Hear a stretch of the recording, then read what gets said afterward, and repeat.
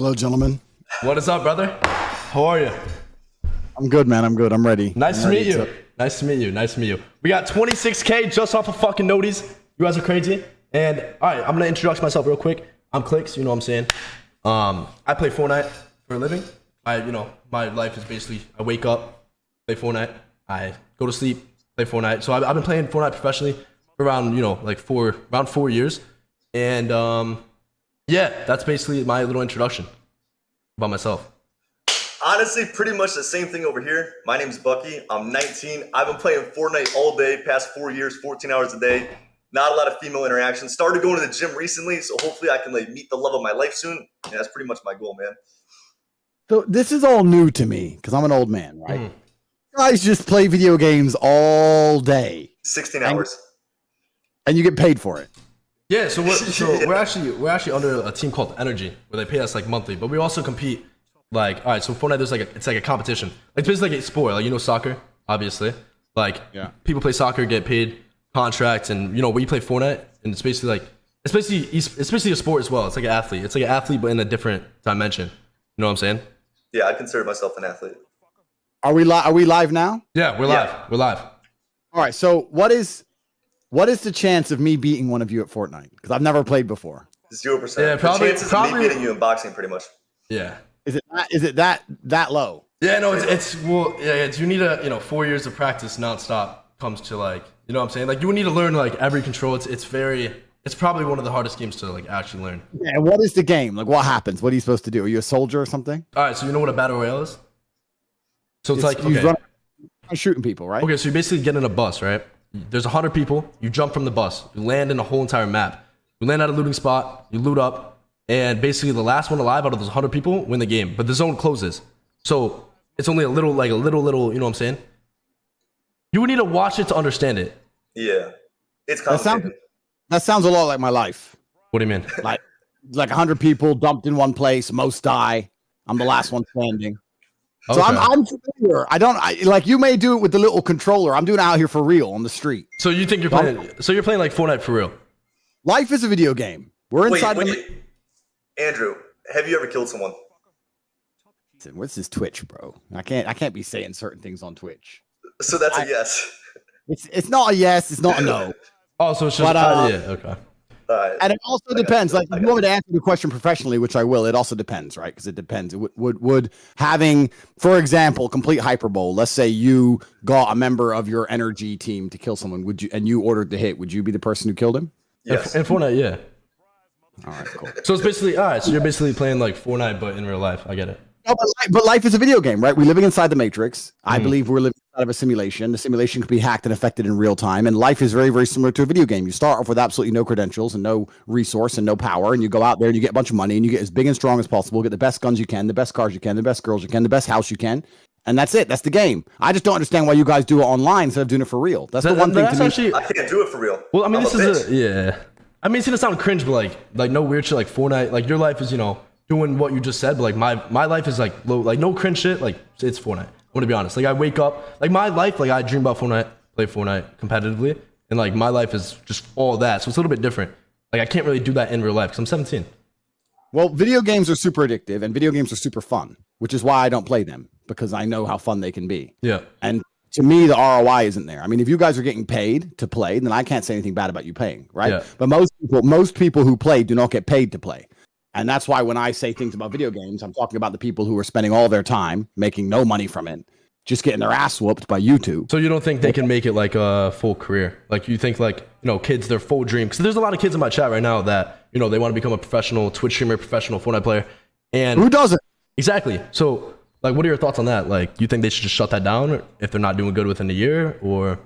They shouldn't just shut that down. But the fact is, it's like trying to become a movie star or a music artist or a model or something. There's a degree of luck involved. There's a degree of natural talent. And if it's your only plan, your only way out, I'm not going to sit here and tell people not to be dedicated. If you're dedicated to Fortnite, so be it. The only problem with video games is they are very fun. They are entertaining. I agree with that, and I understand why you guys like to play them all day. I could even play video games all day if I decided to. Yeah. The reason video games can be detrimental is because video games are the only thing in the world where on your progress path, if you do not reach the pinnacle, you do not learn any skills which are translatable. So I'll give you an example. Let's say you decide to become a world champion kickboxer and you don't pull it off. Even if you don't pull it off, on your way, you would have become stronger. On your way, you would have met important people. On your way, you would have become braver. You would have learned a whole bunch of things. Whereas with the video game, if you don't manage to get paid like you guys do, if you don't manage to get on the team, the day you finally give up, you have learnent nothing. And you just wasted all your time. You wasted all of your time. It's a huge dead sink. So that's the only detriment. That's the only the disadvantage to video games are if you don't pull it off, you don't get anything. Whereas in the real world, if you don't pull off your dreams and aspirations, usually you gain something upon the way, right? If you try and start a business, even if it fails, you will learn things. If you try and bench press 300 pounds and you can't, you'll still get stronger on the way. Video games are binary. It's either you make it or you don't. And if you don't make it, you've wasted years. That's right. I'm gonna be honest. Like, that's a different perspective because a lot of people ask me that question. Like, yo, I've been playing Fortnite or video games in general for 2 years now. Probably made like $200 total. What should I do? Should I keep grinding? And if I were to say quit, bro, like it's obviously not for you, I'm gonna look like a dickhead. You know what I'm saying? So like, if someone were to say that, what would you say? Yeah, and that's the thing. And this is why, like I just explained, with video games, it's actually more ruthless. It's harder than most other careers because you don't gain anything all upon the way. But these people want to do this job because as far as jobs go, being a professional Twitch streamer or being a Fortnite player is probably one of the best jobs on the planet. It doesn't get better than that. The game's fun, bro. It's not. You see that from the outside. It's not a fun job. No, it's stressful. I'm gonna be honest. Like no weird shit. Like you don't understand surge. You don't understand first moving. Like you've never been first moving 0 mats. You need fucking 30 surge. You need to get out of it. You need to win the game. Like it's more difficult than you thought. Like obviously, like you could probably relate to kickboxing with Fortnite. What I'm saying. Yeah. Like kickboxing. I've never said it's not difficult. I've never said it's not stressful. I've said it's fun. And the reason I am objectively right is because video games are designed to be addictive via being fun. People play them for free. Nobody goes to Starbucks and works for free, do they? No. They only go being paid. So the fact that people will do your job, in fact, people will pay money to do your job, and you are being paid money to do your job, means it is one of the best jobs on the planet. That is a logical certainty. Okay. I get what you're saying. You understand? I'm not saying it's not stressful.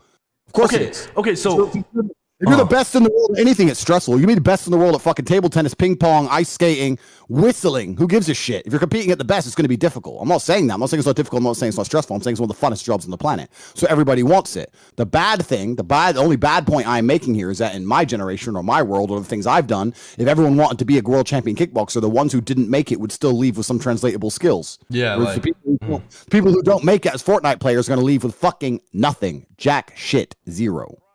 Okay, so most people watching right now are definitely like 13, like probably 13 to 18, definitely a little bit older, turning into adults. What do you think your biggest piece of advice is that like you could give them to being successful? Because obviously we have a lot of gamers in the chat, but besides that, let's say gaming doesn't work, they're at like a really bad point in life where they don't know what to do. Because a lot of people actually choose like video games over college. Like I'm being dead ass. Like you know what the World Cup was in Fortnite? Okay, so it was basically like a World Cup Fortnite tournament where it was $3 million. And whoever won made $3 million. And both me and him competed in it. We did all right. And, now, boom. Like, a lot of people quit literally college, like, all the jobs to compete in that. So what are your thoughts on something else that they, you know what I'm saying? Yeah, it's a difficult one, man. I understand. I understand why people get addicted to these things and they want to be the best. But most people are not going to make it. That's the harsh reality. It's the harsh reality of the world. But that's not your problem, and that's not my problem. They have to build a contingency, right? You have to be professional enough to have contingencies and think outside the box and accept that the chance of success is not 100% certain. And the internet has changed the world. I mean, I'm going to ask you a question now because we're both quite young. Would you say you've had difficult lives? Would you say your life is hard? Okay, this is going to get very... Here, Bucky, if you want to start it, you could. Wait, what do you want me to say? Would you say your life has been hard? I would say I missed a huge portion of my life because, like, I started playing Fortnite when I was, like, 14. And then, like, so I didn't go to high school or anything. So I would just say I missed a big, like, social aspect of my life. Like, I didn't really talk to girls for the past 4 years and stuff like that. So I would say kind of difficult in that aspect. But, like, money-wise, it's been pretty easy. I could actually, like, relate on like that. The social aspect. Like, the social aspect, it's probably not there. But obviously, we have money now. We have a lot of fans watching. But I've never seen a vagina in my life. I've never had, like, a... No, I'm being dead ass. I'm not, like, don't laugh. Like, don't smile. Like, I'm being, like, dead ass. Like, I haven't kissed a girl before. Literally haven't kissed a girl. The most I've done before I dropped out of school for Fortnite when I was in 8th grade. And the most I did in 8th grade was, hold a girl's hand. And that's kind of like what I want to talk to you about too. Because obviously I have a younger fans that haven't had like any social media or any like social interaction with a girl. What could I do? Yeah, the internet has super changed the world. See, all of this is like a brand new paradigm to human evolution because we've never lived in a period of history where young men your age are not out amongst the people trying to chase every chick that walks. That's how it was at my age. When I was 19, if any bitch walked past me, I was like, hello. I didn't give a fuck. I was all over. But how are you so confident? Like, I'm gonna be honest, like, I'm shaking when I'm talking to a girl. I'm full fucking, I'm scared as fuck. It's really fucking scary, I'm not gonna lie. Yeah, but why is it scary? Like a servant. Nice. Thank you, sir. Cigar? I like it. Thank you, sir. Appreciate that. But what do you have to be scared of? See, this is what's amazing to me, that you'd be scared of social interaction. This is why I'm saying the entire thing. See, that's what you get for trying to flex with your fucking servant. Now you're gonna get wet. What the fuck did you just do? All right, sorry. All right, sorry. Andrew, continue. Sorry. So the paradigm of the world has changed now. We live in a society where, for the first time in human history, young people are afraid to socially interact or accept social rejection. And this is an untested new world, and how it's going to affect things going forward is going to be very, very interesting to discover because it's never happened before. The reason you guys are worried about social rejection is because you're not used to it. Most of the girls I tried to speak to would say no. I just didn't give a shit. I just didn't care. You knew that, you know, like, at the end of the day, there's so many women in the sea. You know what I'm saying? But for completely. me, like, as long as you don't offend anyone or hurt anyone, it can be a very, very polite interaction. You can go over to a girl and say, excuse me, I think you're absolutely beautiful. And she could say, I'm not interested. And you could say, okay, have a nice day. Goodbye. It hasn't got to be negative. It can be very, very happy. Like, how do I get to that step? Because, like, dude, when I'm not even trying to be weird. Whenever I talk to a girl, all they really care about is, like, what I have, like money, you know, social media, followers. And it's like, how am I going to get a girl that I could actually get on like a real level where they don't give a fuck about what I have? Like, do you think I'm cute? Like, beats at us. I can't be giving you comments about how you look, my friend. This is not the kind of you're asking the wrong guy. Well, I think you're a good looking like guy. Like, I mean, like, it's just like a genuine. Everyone does. That's fine.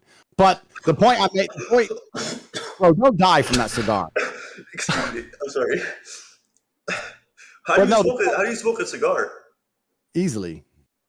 I don't know how to do it, man. Well, you'll be all right. You'll work it out. And if you don't make it, that's just one less player in the Fortnite universe. It's fine. There's others. One space open on the team. But yeah, it's because maybe you talk to a lot of girls online. That's another new thing, right? That you can message girls online without having to go up to them and talk to them. In my world, you didn't get to do that. So you built up a degree of social resilience. And the reason I was asking if your lives are hard is because I think both of you are you're very fortunate, but you're going to suffer for it later on in life. And you're going to suffer for it because you are now basically effectively, and I mean this without meaning to be degrading or insulting, I'm just telling you the truth. You are both spoiled brats, and you're spoiled because you're fucking rich at a young age doing the funnest job in the fucking world. I worked for it. I worked for it, though. Yeah, of course you worked for it. 14 hours a day working. How's that mean? Spoiled? 14 hours a day doing what everyone wants to do. That's not work. Work is doing what people don't want to do. Work is not doing the thing that people do for fun in their spare time, regardless of how good you are at it. That's not work. I don't consider a world level tennis player. I wouldn't say, oh, his job. No, he's an athlete. He loves tennis. He's always loved tennis. Everyone loves tennis, and he's the best at it. You love the video game and you're good at it. Good. Congratulations. But you are a spoiled brat. You do not understand the realities of the world financially. You do not understand the realities of the world socially. And now you have a whole bunch of social status that you've worked for. And to gain it, all you've had to do is play a video game where there's basically zero real world risk. This is what you don't understand. You think it's risky. You have an adrenaline rush when you're running around with pixels on a fucking screen. It's not even real. You're worried about that. In the real world, to gain social status, you have to risk. Okay, do you have dreams? Do you have dreams in the real world? Obviously. You have dreams about kickboxing, you have dreams about that. I have dreams about the same shit, just pixelated dreams. Completely. I understand. But if I lose a kickboxing match, I go to hospital for real. If you lose Fortnite, you have a temper tantrum and nobody gives a fuck. That's it. You throw your keyboard around like a girl. That's it. Nobody cares. And this is my point. You're spoiled because you are now financially secure and you have gained social status in a scenario where you've taken no risks to gain social status. And that is going to damage you later on in life. That's going to damage you because you have not been through hardship and you've not had to suffer the genuine consequence of a significant loss. Even if you were to lose a bunch of Fortnite games and lose your team, whatever, you're not going to be physically hurt. Okay, what if I lost $1 million? Who gives a shit? You made it easy. I mean, respectfully, I don't think you understand how hard like a Fortnite tournament is and how much like it actually like takes a toll on your mental health. Respectfully, you're not listening to the meta point I am making. I'm not saying that it's easy. I am saying Yes, the video game at a competitive level is a difficult game to play. I understand that. I am not saying that. I am saying that you have gained a bunch of social status without taking real world risk. You are now financially secure at a very young age, doing something that everyone loves to do anyway. You're spoiled brats. Let's assume for some reason you can never play video games again. Let's say they're outlawed. Whatever. Let's assume, right? Neither of you are prepared to go out into the real world and do real work. Neither of you are prepared to go get a minimum wage job and wash cars like everyone else your age does. Neither of you are prepared to work 10 years in a career to finally get some success. Neither of you are prepared to stand up and take an ass kicking from 10 guys bigger than you to prove you're not a pussy. No, you prove you're not a pussy in the pixelated world, but in the real world, you do not have any of the qualities that make a man. Okay, how can I become a man? Well, this is it. You're going to struggle to become a man now because you are spoiled.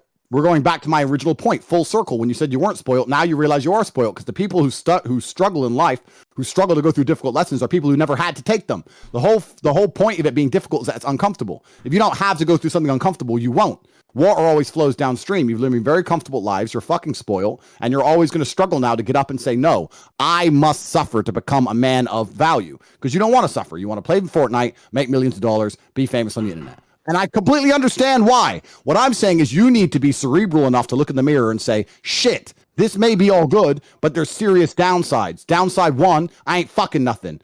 Downside 2, as soon as I put my computer away, I'm scared to walk the street in case someone kicks the shit out of me. Downside 3, I can't go up to it. I mean, bro, I'm not respectfully, nobody's beating my ass. Like, I mean, I don't know if you think I look like a big guy or not. I'm 6'1" though. Like, no one's beating my ass. I took boxing lessons and shit. Like, I'm actually tough as fuck. Okay, good. But the point I'm making, good. I'm not sitting here just to talk about fighting, right? The point I'm making, the general point I'm making as a whole, is that you are now spoiled and you need to be cerebral enough to punish yourselves and test yourselves so you can grow into men. And the only way to grow into a man is by traumatic, difficult experiences. You need to sit here and go, I have all of this money. I have all the money in the fucking world. Yeah. I can go to the best gym with the best personal trainer. Yeah. I should be in fantastic physical condition. Not good, not average, not okay. I should be in the best physical condition a man should be in. It only takes an hour of my day with the best trainer. I'll get up an hour earlier and fucking do it. You should, but you won't because you are spoiled. That is my point. Wait, so are you saying I should take steroids? No, I don't take steroids. You don't take steroids? Fuck no, I've never taken a steroid in my life. Stop lying to me, bro. I have never taken a steroid in my life. I was tested my whole entire kickboxing career, of course, first. And secondly, I've never taken a steroid. I don't lie. If I lied, I'm sure it would come out. So how do you get what you have? Like, I train. Okay, so if I start waking up an hour before, like, let's just say, because I usually wake up at 2 p.m. Let's just start saying I wake up at 1 p.m. and go to the gym for 1 hour. 1 hour, boom. How long would I start getting in shape? It's not even about how long until you get in shape, because you're already thinking of it in the wrong paradigm. You're already thinking of it in, if I get up an hour earlier, I need to see results quickly or I don't want to do it anymore. That's what you just said to me. Okay, so I need to get addicted to it. No, it's not about being addicted to it. You don't realize the way you just framed it is completely incorrect. You just said, if I get up an hour earlier and I go to the gym, how soon until I'm in fantastic shape so that I keep going, because I don't want to go if it's going to take too long. That's basically what you just said, showing us the wrong paradigm. It's not even about being in fantastic shape. It's about the fact that you're going to get up earlier and do it anyway. It's about suffering. Because if you do not suffer, you will not grow into a man of substance. I'll tell you something. If either of you two have had a hard life or genuinely been through any suffering, you wouldn't be afraid to go up to a bitch and say hello. She ain't going to fucking shoot you, is she? But they're scary. You're scared of that. And then you're going to sit here and tell me you've had a stressful life. Bullshit. It's a fucking lie. If you've been through anything real like I have, I'll go up to any bitch on the planet. I'll go up to fucking Oprah. I don't give a fuck. Hi. I ain't scared of nobody, right? Wait, how do you not get nervous, though? Why would I be nervous? Because girls are scary. I've had people try to kill me. Why would I be nervous about saying hello to some chick? I mean, I guess.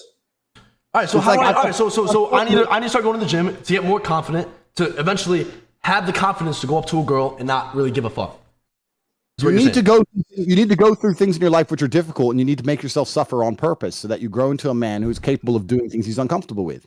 Right now, the most uncomfortable thing you do is get dropped on a map on a bus with 100 other fucking dorks and run around, dude. Run around the imaginary map, and you sit there stressed out. Oh no, shit! What if I get killed in the video game? I only have 1 million other lives. Who gives it? And you restart. That's the most stressful thing in your fucking life. You ain't got to worry about money. You ain't got to worry about paying the bills. You ain't got to worry about any of the things people out here are actually worried about. All you have to do worried about is logging in and not dying in a fucking video game. That is a very privileged life. Right. You are very privileged young men. Right. And stage 1 is to accept your privilege and look in the mirror and say, you know what? I am a very privileged person. That's not a bad thing. Yeah, no, that's a good thing. That's a good thing. It's a good thing. You worked for it. You got it yourself. I am privileged and my life is easy. However, to maximize my character development, I need to do some things which are deliberately difficult so I can maximize my other statistics. You have money ticked off. Okay, fine. Just like in the video game, you have your fucking strength or speed or whatever ticked off. You have to go do something difficult to work on it. Side quests. Yeah. That's it. That's life. Okay. That's life. Okay. You can't just sit there and play video games until you end up fucking old with pink hair like a dipshit. Okay, wait, so do you think it's bad to be a 19-year-old virgin? I think it's in the modern world, it's probably more common than it was at my age. I mean, I lost my virginity at 14. I think most people at 14, 15. Most people? 14? Yeah, man, pimping. Like what? Like, all right. Well, 14 is crazy. 14 is crazy. Listen, you're gonna send me to school with 500 chicks. I'm not gonna get one. That's 8th fucking grade. You're in elementary school. How the fuck? That's what I'm saying. You're gonna send me to elementary, bro? What? If you're gonna send me to school with that many chicks, I'm gonna get one of them. That's 14 is crazy. 14 is wild. When I was 14, I was playing Minecraft. Yeah, I was playing Fortnite. Yeah, and I wasn't doing none of that. And like when I was 14, like MySpace was barely out, and we couldn't even text each other. So it was a different world. Okay, I get it. The world is changing, and that's fine. But I'm actually very happy I am the age I am because I'm hybrid. I remember the world before the internet and before phones, and I'm also young enough to enjoy the world with internet and with phones. And my point is that the most important lessons that you're ever going to have as a man are going to be based on trauma, and that trauma is not going to happen inside of a fucking video game. It has to happen for real. Because I'll tell you what's going to happen to both of you. Okay. I'll tell you something's going to happen you don't even know is going to happen. You're 19. You're going to meet a bitch when you're 20. You're going to fuck her. Get your pee-pee wet. Congratulations.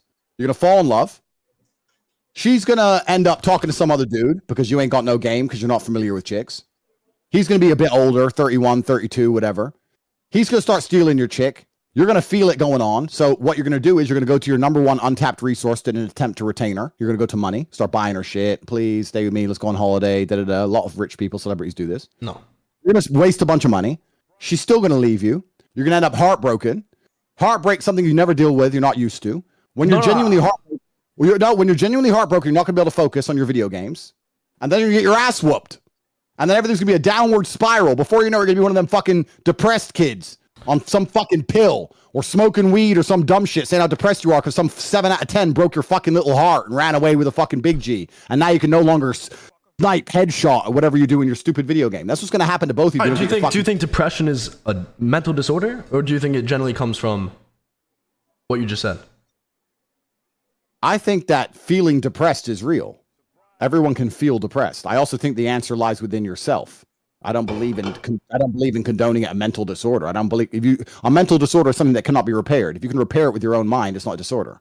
You're going to feel depressed. You're going to feel depressed when you lose your bitch. Of course you are, but you're going to have to get over it. My point is, if your life was difficult, if you had been through some difficult things, you'd be more capable and prepared to deal with difficult scenarios. You have to, just like in the video game, you have to go through shit to be good at going through shit. That's it. There's no other answer. So I'm telling you now, your life path currently, if you ain't fucking nothing, is by the time you fuck something, it's all going to be downhill from there anyway. You're going to be fucking depressed and losing your video game. I shouldn't even try like at this point? I should just be a virgin for the rest of my life? I don't know. No, you should go through difficult things. All right, so you're saying we should start getting girls over and just like you should suffer. Okay.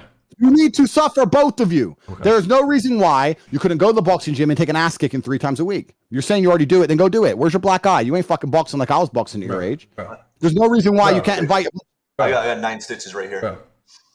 Good. Well, then you should have been through. Then you know exactly what I'm talking about, right? You need to go to the boxing gym. You need to go to the gym. You need to get in fantastic shape. You need to take something you're uncomfortable with and do it anyway. You said you have social anxiety. You need to agree to some speaking gigs. Go talk in front of a whole big crowd of people, unprompted, without a teleprompter or something. You need to test yourself. That's what you need to do. And in terms of getting girls, with your fame, it shouldn't be that hard to get some girls over to the fucking house. Should I just fuck a random fan? Like, fuck it? Like, just to get my experience up. Because obviously you fuck. How many girls do you fuck a week? Be dead ass. Yeah, be dead ass. What's your body count? No. I actually need inspiration right now. Please. I can't possibly tell you what my body count is. I don't know. All right. All right. Let's play lower, higher. 500. I'd guess probably a little bit higher than that. Maybe 600-700 girls, maybe. Bro, what? But I'm 35. So I mean, I've been fucking for 20 years. I mean, all right. Does every girl enjoy it? Be straight up. Do you have a big dick? I don't know why. I find it very strange to sit on a stream with young 19-year-old men talking about my dick. So I do find you have a big dick? I know that this may be the new modern world and the new modern culture, and this is kind of what everyone does. But I'm uncomfortable with it. Okay. So Oh, let's sorry. like it's fine. But like, yeah, I've had a bunch of women, whatever. My point is, with your fame, you should be able to invite but as many women over as you desire. Why don't you just get them around your house and not be a creep and not be a weirdo? Okay, Yeah, but just get once I experience. invite them over, I just get like really, really nervous. Bro. Like they're like girls are like really, really scary, especially if they're like above like a 7. Like I just like I don't know. I just don't really know how to talk to them. And a lot of girls like they don't really have good game too. So like I don't understand when a girl doesn't have game and you have to carry the conversation. Like I have negative riz. Oh my! Why would a girl have game? Because she's attracted to you. Because she's attracted. Even if she's attracted to you, why would she have game? So you never had an experience where a girl was feeling you and was all over you? Because that's game. Well, yeah, I mean, yeah, you could get girls who are all over you, but my point is that girls don't have game because the whole point of game is that it's a prerequisite to hooking up with a chick, right? Men have to develop game. You're both sitting here saying you have no game, and you find it scary and nervous to develop game. But the only reason you're going to bother to do it is because you need it as a necessity. Women don't need it as a necessity, so why would they develop game when they don't need it? No woman has game. They don't need game. They need to exist, and then men have to have the game to get them. They're the prize. All this bullshit of a lot of red pill and people say, yeah, I'm the prize, I'm the man, I'm the prize. That's true for men like me, but we're less than 0.1% of the planet. Most of you men are not the prize at all. You are all interchangeable and interexchangeable. A girl can come to your house and fuck you, or she can go to any other fucking 19-year-old's house and get the same weak dick. It doesn't matter to her. So you have to have the game, not her. Why the fuck would she have game? Yeah, sure. That's actually a really good point. That's a good point. So how do I work on my game? Just like going out there, being uncomfortable and stuff like that. Is that just the best way to do it? She's the value. So you need to test yourself. You should have girls on your house every day, and you should not be a creepy weirdo, and you have no reason to be afraid. What are you afraid of? What do you think is going to happen? That they're gonna reject me? Or All right. Because why would you give a shit? Why would you give a shit? So what if his dick gets exposed? He has a small dick, uncircumcised chode, something like literally exposed. He's fucked. It's 4.5. It's 4.5 small. I'm not talking about dicks anymore on this. Yeah, stream. my bad. I'm sorry. My bad. That was uncomfortable. My bad. But, listen, let's say some fucking selfie of your dick came out. Who actually gives a shit? Yeah. Yeah, that's Like, true. Actually. And why would you send her that then? Don't send it to her. What if she just like takes a picture of it when it's out? How would that happen? In what scenario do you have your dick out and some chicks running around with a camera and you haven't noticed? You're just overthinking, bro. Oh yeah, sure. It's. I I don't think a girl would do that. Straight up. Yeah, okay. I don't think a girl would do that. Wait, Andrew, I have a question. How do you feel about vaping, like the flavored sticks? I've talked about this at length. I'm extremely anti-vape. Oh, really? Do you vape?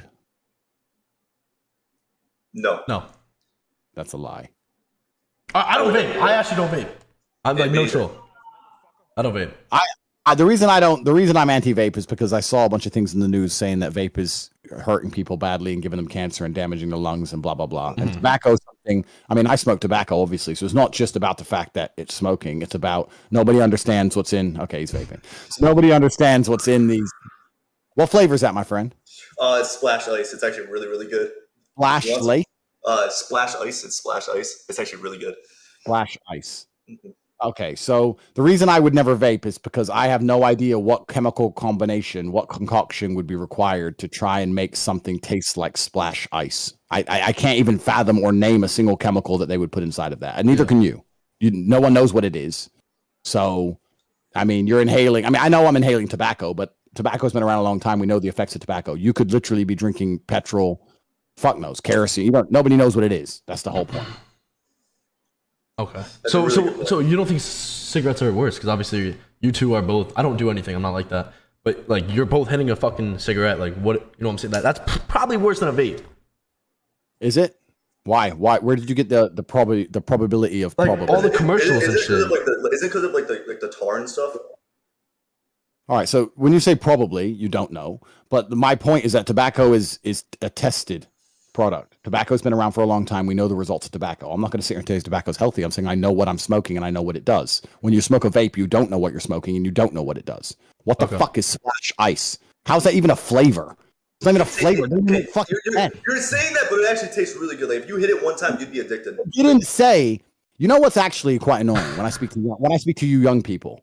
You're very amateur, and when I say amateur, is that you don't have a very firm grasp of the human language. When I said splash ice isn't even a flavor, your reply is, but it tastes nice. I didn't say it tastes bad. I said it's not even a flavor. Do you understand the difference between those two statements? It may taste fantastic, but the name splash ice does not constitute a flavor in your mind. It doesn't make sense. You may be able to imagine broken ice on the floor or ice with water on it, fine, but you cannot imagine a flavor in and of itself. That's why when I'm saying it's not a flavor, it's not a flavor. And your reply is that it tastes good. It tasting good has absolutely nothing to do with anything. Okay, he's addicted. He's so fully addicted. Let's avoid amateurism for the rest. Let's avoid amateurism for the rest of this broadcast. Please listen very carefully to what I say, because I'm very particular with my words. I don't need to say misunderstand me or reply to things I didn't say. It's a waste of everybody's time. Yeah. All right, my bad. How do you feel about smoking weed? I personally don't smoke weed. I'm anti-weed because I think weed makes people lethargic and lazy. And the number one problem with most people in the world is they're already lethargic and lazy. So why would they amplify their issue? That's actually a really good point. Okay, so I think I'm pretty lazy. For someone addicted to both, how do they get over it? Because I've 60,000 viewers right now. There's definitely a lot of people who vape in my chat and smoke weed. It's a common thing in this day and age. They're probably most addicted. How do you stop that? Because a lot of people get withdrawals after experiencing one right now. Like, how do they get over it? From vape? Oh no, that sounds terrible. I'm sure if withdrawals from vape are the most difficult thing you've ever been through in your fucking life, you're going to struggle with them. But like I said earlier on in this broadcast, if you've been through anything substantial, anything significant, then a withdrawal from vape isn't real. You put it down, you stop smoking it. That's how you stop. There's no magic. You put it down, you stop smoking it. I kind of want one, but I won't have it. It's called self-control. So you could quit. You could quit your cigar whenever. I quit cigars every time I have a fight. I quit cigars for 8 weeks, and then I start smoking them again. It's normal. Wait, how did you develop such good self-discipline? Was it just how you were raised, or was it the experiences you had? How do you have such good discipline? It's a life necessity to matter in the old paradigm. That's exactly what I'm saying to you. This is why both of you are spoiled. Both of you are significant people with cultural reach who matter. People know who you are. You have fans. People are always going to listen to what you say. And you've managed to do all of that. And the only self-control and discipline you need to have is to play a video game that you already want to play. That is brand new territory. In the olden world, if you want people to give a shit about who you were and what you said, you had to be very good at doing things you did not want to do. That is the point. That is the exact point I'm making. So I'm taking it all in right now. Yeah, this is a lot to take in. Yeah, no, it's. I feel like a bitch right now. Andrew, do you think I'm a bitch? Be honest. I don't know. I think that for your money and income and age, I don't think you're doing what you should be doing. You're the most. I'm not actually that rich. Okay, but your bills are paid, correct? Yeah. Okay, so at your age, I couldn't even pay my bills, couldn't even eat. So your bills are paid. You're going to have somewhere to sleep, and you have as much energy as you're ever going to have. You're as most virile as you're ever going to be. Now is your chance. You're only going to go downhill from here. You're only going to get older, slower, lazier, more tired, etc. You're at the peak of your life and your bills are paid. I think you could probably be doing more than your life than just playing the video game and going to sleep. Okay, so how do I become like a top G? Like what? Like, because you're, could there be multiple top Gs? Or are you the only top G? No, I'm the only top G, but I can tell you how you become a top G. You can attempt to get close to the top of the mountain. And I'll tell you how. I'll tell you how. You need to be top G. You need to be competent in all areas. And this is what your goal as a man should be as well. My father had a quote, which is an amazing quote. He said, "My unmatched perspicacity." Do you know what perspicacity means? Wait, hold on. Bro, what the fuck are y'all doing? Fix me a rakia and sparkling water, please. Bro, oh shit, Andrew? How you doing, bro? Keep her in line, bro. You're doing good. You need to show these two how to get a chick. Nice to see another one of my kind here. Well, there's not many of us left, but we got to do what we got to do. Get on your knees. Bro, hop. Chill. Bro, what the fuck are you guys doing? Fuck? Oh my fucking god, bro. Ignore that, bro. Like, that's just like I literally could get fucking banned for that fucking bullshit, bro. Yeah, but someone's got to be out here getting the work done. If you two ain't gonna fuck, then someone's got to fuck. But how does he do that? How does he just command her? Like, how does he just tell her to get on her hands and knees? Do you think that girl's getting on her hands and knees? Oh, for sure. If I were to do that, you're like, what the fuck did you say to me? And then slap me. It's because she thinks you're a bitch. So how do you appear as not a bitch though? No, he explained it. He already explained it. That is true. I mean, I'll tell you, Sucks, man. tell you a very easy way to not look like a bitch. Not be a bitch. Life Why would you want to try and pretend you're not a bitch when you can actually just not be one? That's a really good point. Sooner or later, someone's going to test you, right? If you want to act like a tough guy, then someone's going to test you and see if you're really a tough guy or if you're a liar. So you may as well become a tough guy for real, so you ain't got to put on the act and get tested and lose. Okay, so do you think you have an ego? So do I need to develop a healthy ego where I think I'm the shit, so I'm confident, basically what you are? Just confidence.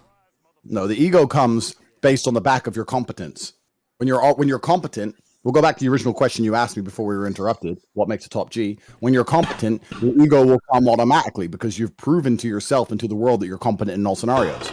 You asked me what a top G was. A top G is my father's quote: "My unmatched perspicacity, coupled with sheer indefatigability, makes me a feared opponent in any realm of human endeavor." Do you know what perspicacity means? No. The ability to perceive, to be perceptive. Do you know what indefatigability means? Yes. No. The inability to become tired. So the point is, my sheer perspicacity, or my unmatched perspicacity, so the fact that my ability to perceive things, to look around me and to notice things is unmatched, coupled with sheer indefatigability, my ability to never become tired, makes me a feared opponent in any realm of human endeavor. It's a very, very important quote, because what he's saying is, if you can look around and perceive and pay attention and notice things and never become tired and never become lazy and always work hard, you will be a feared opponent in all realms. When you say top G, the reason I call myself top G is because if you name anything, maybe not Fortnite yet, but if you name nearly anything and they tell you you're going to be competing against Tate, people will be intimidated. You're going to go to the racetrack and you got a Lambo and you're racing a guy. Who am I racing? Tate. You're going to be like, You're going to box. You're boxing Tate. You're going to go try and get a girl, but the other guy trying to get the girl is Tate. Doesn't matter what it is. You named the scenario. If you're up against me, part of you is going to be like, oh, not him. Is there anyone else? That's top G. There's something that comes with it because it's competence in all realms. Both of you only currently have competence in one realm, the digital realm. Yeah, you're right. You don't have competence anywhere else. Yeah. And that's your problem, and that's your fault. Okay, So I so gotta work on that. So Alright. I have kind of an off-topic question, but like, do you think that like society has gotten like really soft and everyone is like pussies nowadays? And how can we like revert that if it has gotten soft? a lot of people, yeah, I agree. I feel like everyone's gotten like really soft. Yeah, in certain parts of the world, it certainly has, yeah. But don't worry, the world has balance, and the universe has natural balance, so the universe will fix itself. You can't have a society full of pussies before bad things happen. Bad things are going to come. Maybe not yet. Maybe not this generation. Maybe not your generation. Maybe it'll be your children. But as men grow up, scared of chicks, pussies, smoking weed, semi-depressed, playing video games all the time, sooner or later, as society breaks down, because that's what's going to happen without a masculine backbone, as crime gets out of control, as things get crazy, as other countries become more competitive, as America loses its edge as the most prosperous country, things are going to get very, very hard again. And then the only people who are going to survive in the hard times are strong men. I don't know if you've heard that saying. Strong men create good times create weak men create hard times create strong men. It's cyclical. This is how it goes. Look at the fall of the Roman Empire. Yeah. I'm sure neither of you have a clue because you're too busy playing fucking Fortnite. No, I dropped out of school. Okay, cool. Well, if you knew anything about history, you'd know that the Roman Empire was the most powerful empire. Everyone was winning. Everything was fine. And then guess what? Life became easy and society became soft. Because that's what happens when life's too easy. When you win all the time and now you have this huge empire, it becomes very much like America is now. You had a bunch of young men your age back then. They weren't playing video games. Fuck knows what they were doing, but they weren't being soldiers. They weren't being strong. They're fucking around until the barbarians turn up and now there's no one to defend the society. Then Rome gets set on fire and the whole place gets ransacked. This is why empires don't last very long. Because at the height of their decadence, they collapse. This is where we are in the West now. We're at the height of our decadence where we have young men who should be strong and battle ready who are not. Many parts of the world are not like this, but the West is. And the empire falls. And when the empire falls, the only people who survive are the strong men, and it goes back again. So it's a circle, cyclical. We're at the end of the cycle. So yes, everyone's a pussy now, but it will not last forever because it's not how humanity functions. So you think humanity is going to revert to what it was before, a long time ago? I think, no, it's not about reverting to a thing a long time ago. I'm thinking that the Western society now is in the final stage of an empire. Empires are cyclical. No empire lasts forever. The future empire is not going to be America in the West. It's probably going to be China or somewhere else. And you're at the end of the empire, and you are lucky now that you get to live in a scenario where you get to be lazy and you don't have to work very hard. You couldn't do that 50 years ago, and you still couldn't do that now in most places in the world. But you're just in the right place at the right time to do fucking nothing. So congratulations. Thank you. Fine. No. I'm being like genuine. Like you're 100% right. We're lucky to be in this, generation where we could dead ass play video games. So I haven't lived my childhood. My whole childhood is streaming Fortnite and the popularity that I got through streaming. So no, you're 100% right. I haven't built like discipline up by working a 9 to 5, by doing all that stuff, and that's something I probably should do because, like you said, like I need to build up my experiences. Well, yeah, you're lucky you have a bunch of money, so it'd be a waste of your time to go get a 9 to 5, even though you would learn a bunch in a 9 to 5 because it would teach you to respect the money. But you have a bunch of money, you can put yourself in difficult scenarios with your money. Become a UFC world champion. You have money and you have time. What's your problem? Go get a coach. Because then I have to stop playing Fortnite. And Fortnite's my career. Bro, you don't. If you played Fortnite 12 hours a day instead of 14 hours a day, I'm sure you'd be fine. So you think if I trained 2 hours a day, I could become, Jake Paul and just beat all boxers and be the best boxer in the world? I think you become a better version of yourself than you are currently. Yeah, you're right. I think that even if you don't become world champion, you're going to learn a bunch on the way, which is going to be applicable to real life. I think you'd learn a lot about discipline and hard work and motivation and struggle. I think you'd still learn a whole bunch of things. This is what we were saying earlier about video games. Video games are only worthwhile if you manage to pull it off. They're binary. Other things are not. Even if you don't pull it off, you still learn things upon the way. And this is my point I'm making to you guys. I understand you have to play Fortnite. I understand you get paid to play Fortnite. Blah, blah, blah. I get that. Yeah. But to pretend you have zero other time in the day to test yourself, I do not agree to that. I think that's a lie. That's a fallacy. Damn. That's life-changing. Yeah, no. You're speaking. What are your thoughts on Jake Paul? He is a very dedicated young man who is working very, very hard to win his boxing matches. Would you beat his ass? I know I'd beat his ass. Now, I think he's very, very clever with his marketing when he comes along and says, I'm just a YouTuber, because he's not just a YouTuber. He's a young man who's dedicated with the best coaches in the world, with money, with time, just like you two, but he's not a little pussy. He's not playing fucking video games. That's crazy. That's crazy. Listen. Jake Paul doesn't have to fight, right? He's doing it to test himself because he understands the masculine imperative to put yourself into the fire and come out forged. This is the point. He has money. He could just make fucking YouTube videos and do nothing. He's decided to fight, which I respect because it's a very difficult thing to do. He understands what he's doing and it's very difficult. And he has the best coaches in the world, the best trainers in the world. He's putting it all on the line. His ego, his pride, everything in front of everybody. Yep. So he's a very dedicated person. He's not just a YouTuber. He is a boxer. And he's a competent boxer. So Jake Paul is actually someone that you two should both be looking up to. He's aspirational for you two. He was a YouTuber, had a bunch of money, could have just fucking carried on being a jackass. Instead, decided, you know what? If I'm going to be something of merit, I'm going to have to go through something difficult. So he put himself through something difficult, and he does it on purpose every single day. Yeah. So Jake Paul is a perfect role model for both of you. Okay, so let me ask you a question. Become a boxer. Say again? Let me ask you. Do you think I should become? No. Shut the fuck up. Do you think I should become a boxer then? I think you should train boxing. Okay, I'll do that actually. Here. Right after the stream. Yeah, we can definitely. Here, let me actually tell you something. Do you know who Speed is? I Show Speed. No. Okay, so he's like, he's a YouTube sensation. He's very, very big. Probably one of the biggest YouTubers right now doing it different. I got offered when I'm 18 my chat doesn't even know this. Nobody knows this. I got offered to box him right when I turned 18 because we're both 17. We're both, way. And I'm going to be honest. I was very, I low-key told, Keemstar, he offered me. And I low-key told him, dude, I don't know. He low-key beat my ass. Should I go back and, message him, because I still have 7 months before I turn 18. Why are you so sure he'd beat your ass? He's big. You haven't even trained though. You don't know what your capabilities are. All right, you want to be honest? I care what other people think. I asked all my friends, and they'd be like, bro, you get fucked up, bro. Don't even do that. You get embarrassed, bro. They would fuck you up. And I'm like, dude, fuck. And then it's just, fucks my, I'm already insecure about fighting because I low-key got bullied when I was a little kid. So now when all my friends say that, I'm just all over the place. Exactly. So you're just proving my point completely. No. Pressure, nervous, scared, completely understand that. However, if you were a man, you'd feel all those things and do it anyway. I'm not saying don't be afraid. I'm saying be afraid and do it anyway. It's different. So I should do it for an experience. Stop being a pussy, bro. What's the worst that can happen? Who gives a shit? You lose. I get fucking knocked out. I'm an embarrassment. All these people are on my dick saying you got fucked up by Speed. Then don't lose. Dude, if you want, I'll fight him for you, bro. I'll fuck him up. Nah, I should. But if he's already bigger than me, he's gonna train with the best of the best. I'm also gonna be training with the best of the best. Okay, so what's the problem?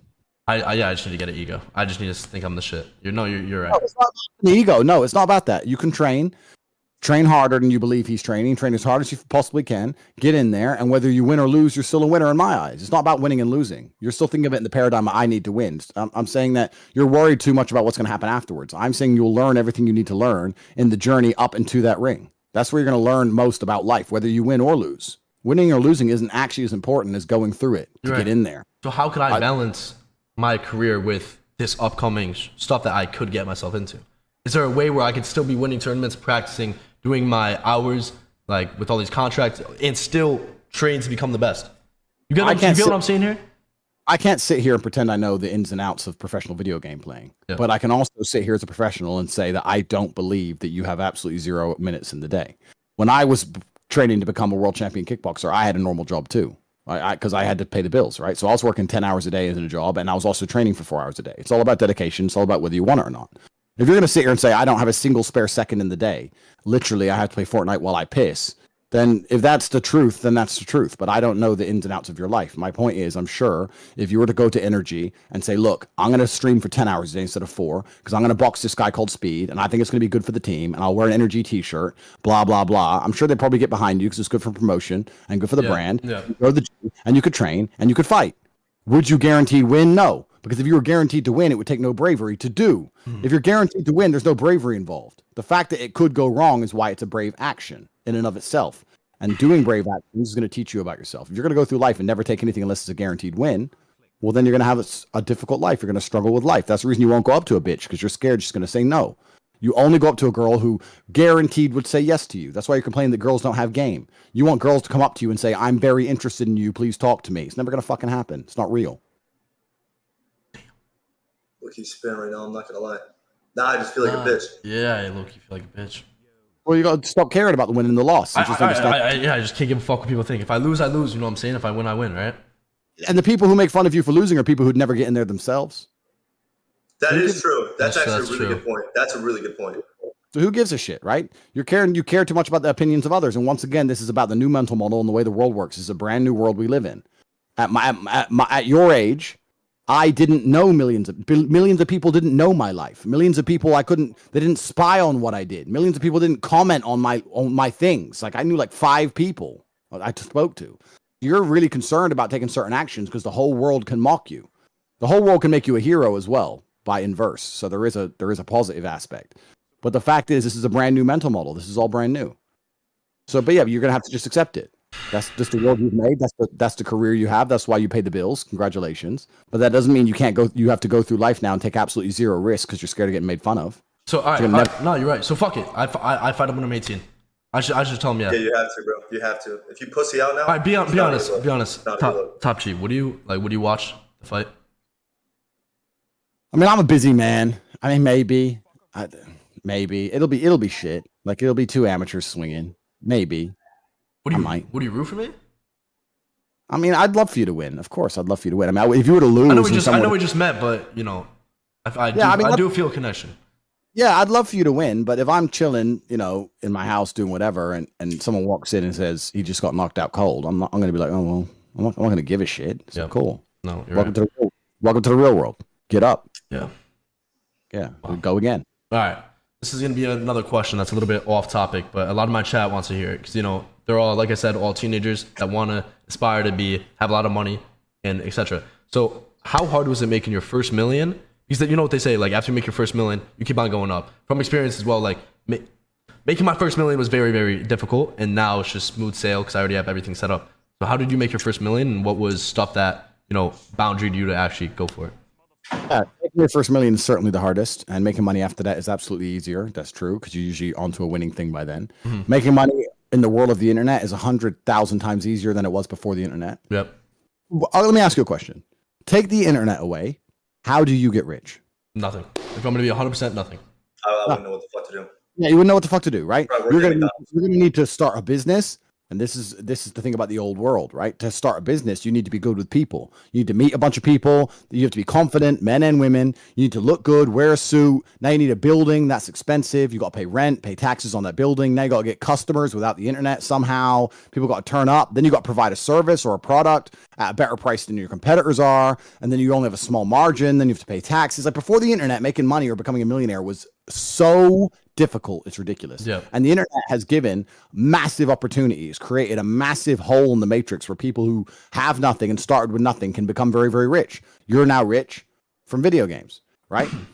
I made a bunch of money, lots of different ways, but I also lived in the world before the internet. So I learned a bunch of real world skills and real world business skills that you needed before the internet existed.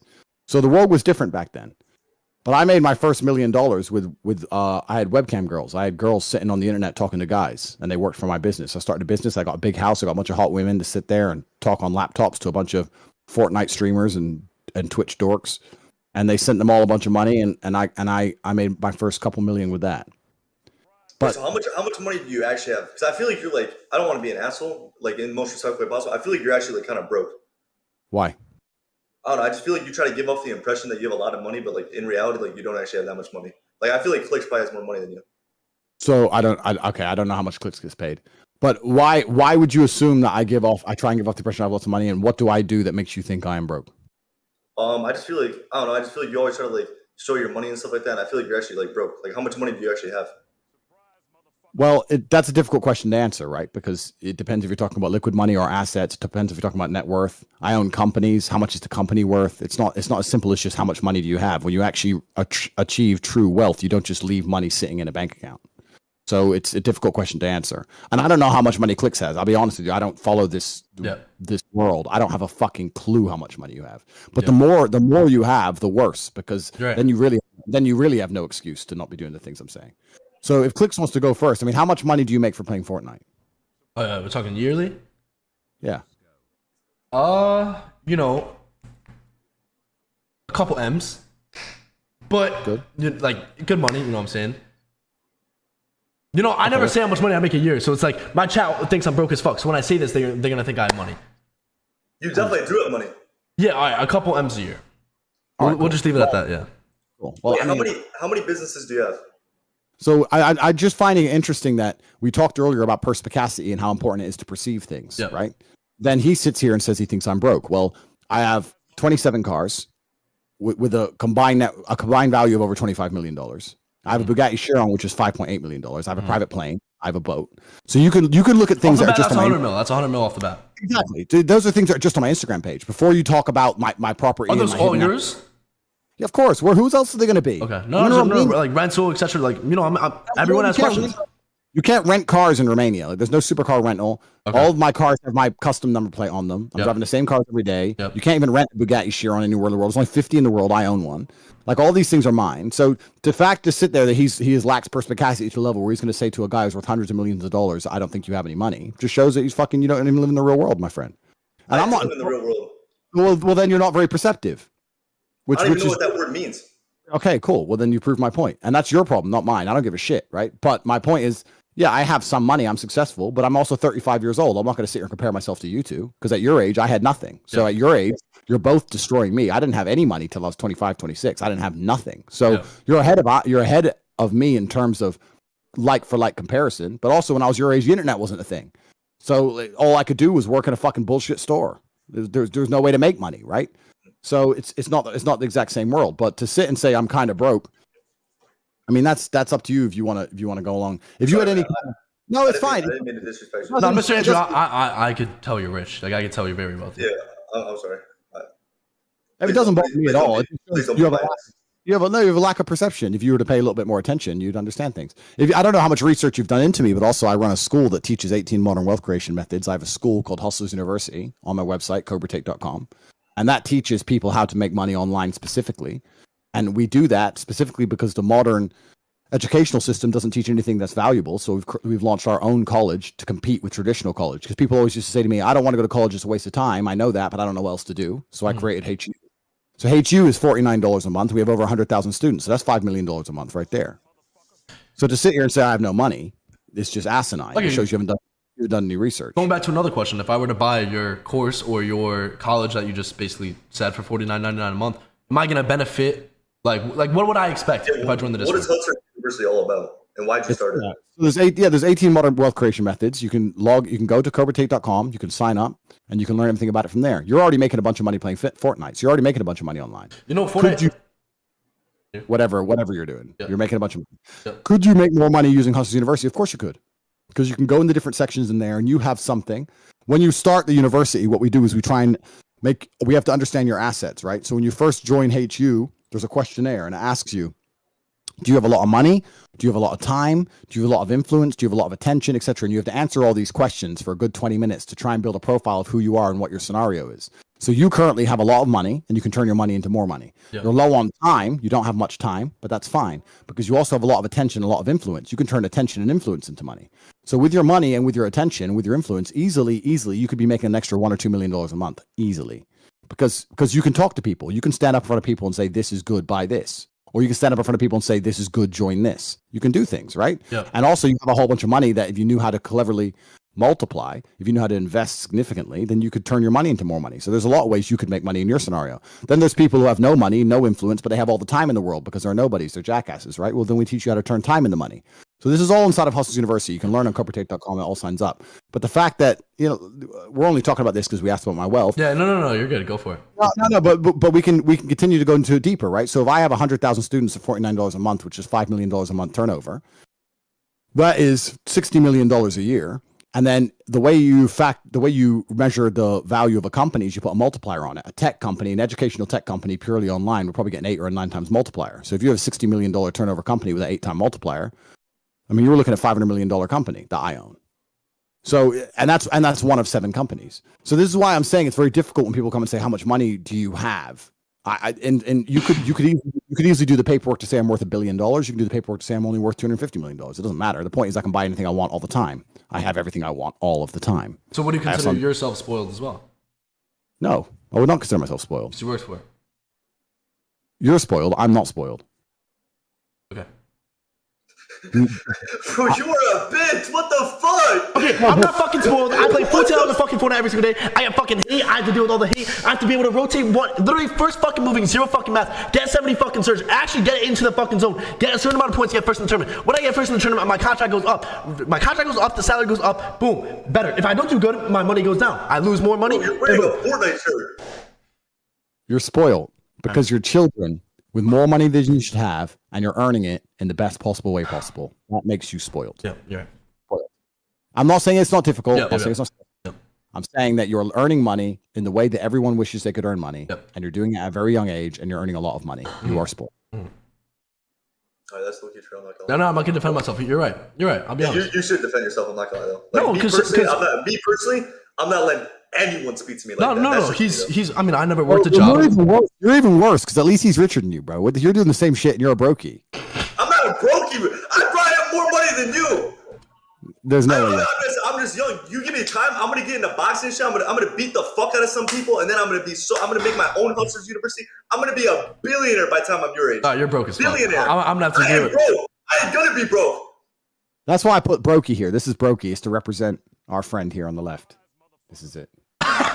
Yo, personally, me, I would not take that. I ain't gonna let you speak to me like that. And be honest. Be completely honest. I'm not gonna let you speak to me like that. I'm not gonna let you. Bro, listen. Clix would. Who the fuck do you think you're talking to? Clix would fuck you up. I would fuck you up. I would literally. No one's fucking. Now, Andrew, you wanna know what? He hasn't won a tournament. He hasn't won a tournament in 3 years. I won one yesterday. I won a tournament yesterday. I don't give a fuck about I'm not sure you ain't gonna do fucking shit in real You're a life, fucking dog. bitch. You didn't qualify for fucking FNCF. You didn't qualify for FNCF. Who's in grands? Who's in grands? Who's not? Doesn't matter who's a grands. You're still a bitch, bro.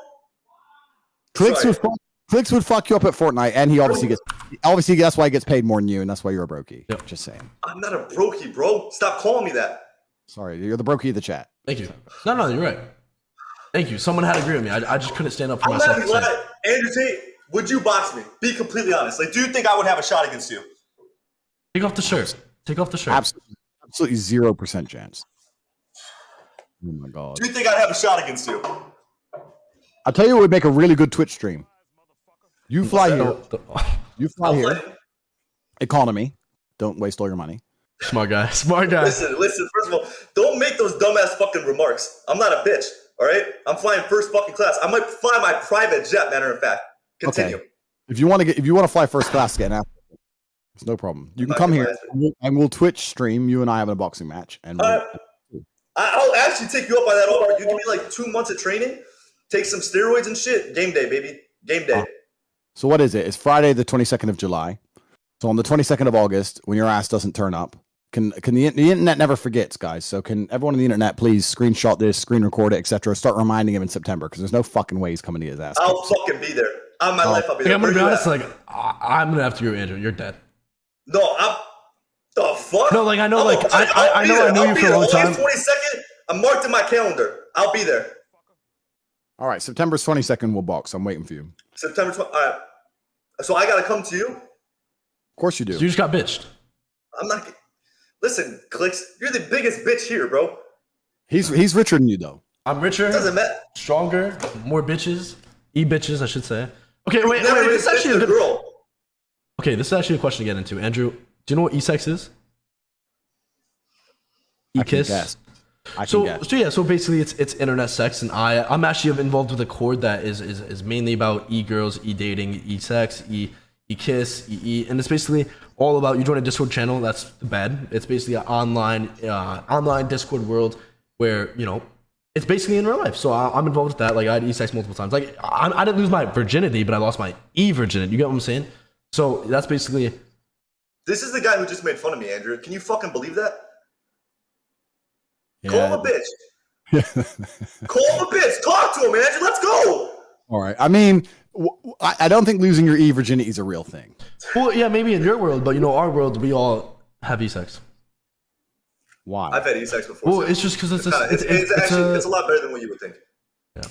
Because why would I waste my energy to, you know, actually have sex with an actual girl, put in the effort, you know, to get her to my house, rather than you could join a room that's basically Clix's bed, continue, you know, do the, you know what I'm saying, just not use your physical energy. It's more a mental game, and that's how you practice. Okay. And do you want to have e-sex forever, or do you want to have real sex? No, one day? I'll have real sex, but I'm just waiting until I'm 18. Why? Well, because like Okay, let's say you're 18. What's going to change? You're going to start going up to girls. You're going to stay a pussy. I'm gonna start going up to girls.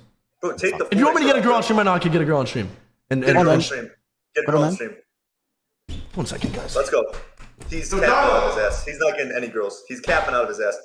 All right, Andrew Tate, be completely honest. Do you think he's a bitch? Let's talk shit about him.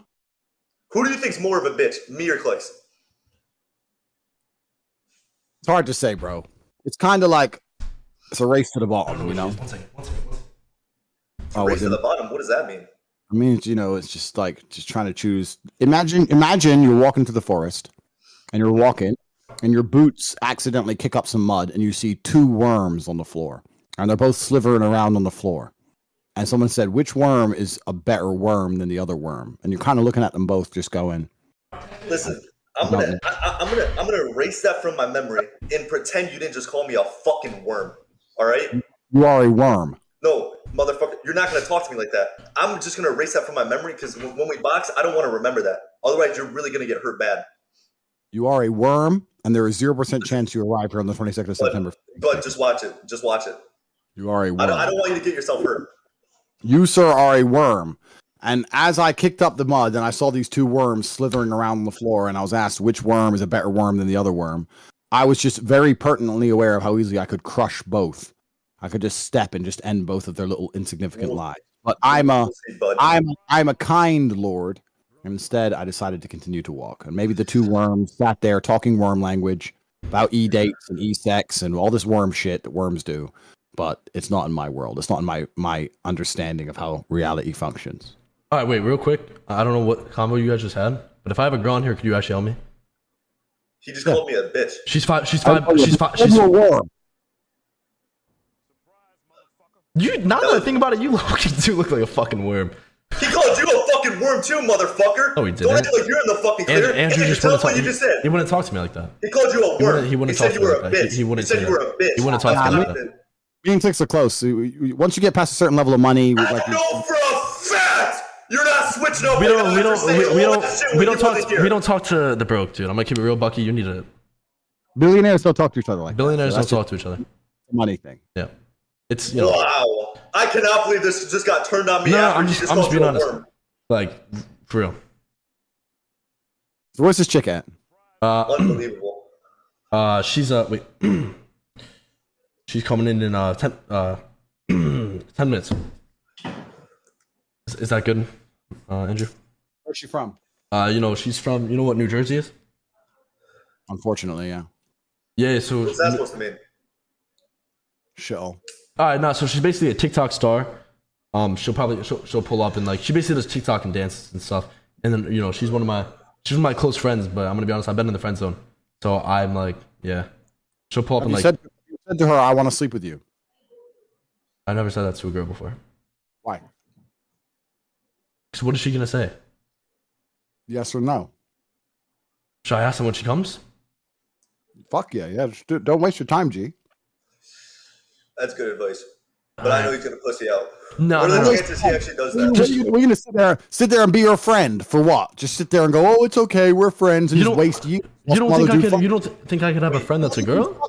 Some other guy's gonna be fucking her, and you're gonna sit around just being her friend like a pussy. No, say, listen, I think you're beautiful.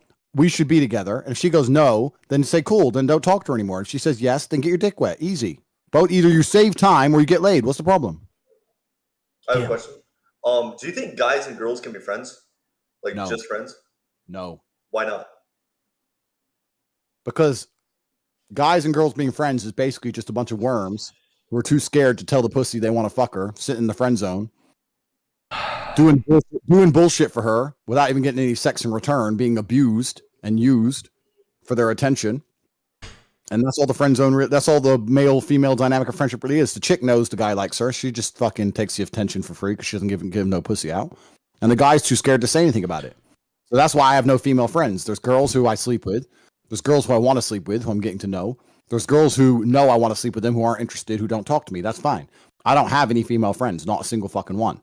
And Clix here is about to lose his female friend. He's either going to lose his friend or gain a girlfriend because we ain't playing no more games. Okay, so if she, fuck, dude. Like, I know I'm actually tweaking the fuck out. If she, no, like, I'm like actually nervous as fuck. Tate, I'm like, it sounds cringe as fuck, but I have butterflies in my stomach right now because she's about it. She's gonna be here soon, and I'm scared as fuck. Scared of what? So I'm just gonna say, do you want to sleep with me tonight? Scared as what? Because if she says no, you get no pussy, right? Yeah. Do you want me to change my shirt? Should I change my shirt? No. But you ain't getting no pussy anyway. So what are you worried about? Okay, you're right. Because if she says no, then it's just adding fucking another girl that said no to the list. Cool, who cares? If she says no, you ain't gonna talk to her anymore. You ain't gonna waste your time with this bullshit friend game. You ain't gonna waste any more worm time. People like I like her as a friend, and I like you know, she asked me for guy advice. I give her guy. What? You just sound like a fucking bitch. No, I'm being like. How are you gonna let him get away with saying some shit like that, Andrew? Like, what do you mean? You help her with guy? Like, no, like she shit. She like messaged me, yeah, I'm talking to this guy, and like I'm really nervous. Like, what do I respond with this? And then I respond like, oh yeah, you should probably say this because you probably feel a certain way. And I'm gonna be honest, I caught feelings for her, and like it, she did have sex with a couple people and shit, and that shit hurt. But you're her friend. Yeah, because I don't want to break a friendship just because I want to have a sexual intercourse with her. Bro. Wow. Don't know what to say. Andrew, don't let that shit slide. I'm dumbfounded. We're gonna end this. We're gonna end this shit right here. We're gonna tell her. Okay, all right. She's coming. How far? 3 minutes. 3 minutes. I'm just gonna end this shit right here. I'm just gonna tell her. You do it like a G. You can't do it like a pussy. Here's what I'm gonna do. You're gonna say you're sitting down and say, look, knowing you a long time, all these other guys been messing you around. I think it's about time you did something serious. You and I are gonna be a great team. We're not just friends. Obviously, we like each other. So you're staying with me tonight. And she's going to say either, yes, I agree, or she's going to say, no, I don't want to. She says, no, I don't want to. Say, all right, cool, no problem. The door is over there. Bye. But then she's like, oh, so you only want me to sleep with me. That's right, correct. I don't have any more time to waste texting you while you're fucking some other dude. I got to prepare for my boxing match so I'm not a worm anymore. You're not wasting any more time on these fucking chicks. I thought you had no time to train, but you got all the time in the world to message some bitch fucking some other guy. Unbelievable. Fucking total waste of time. Talk about wasting time.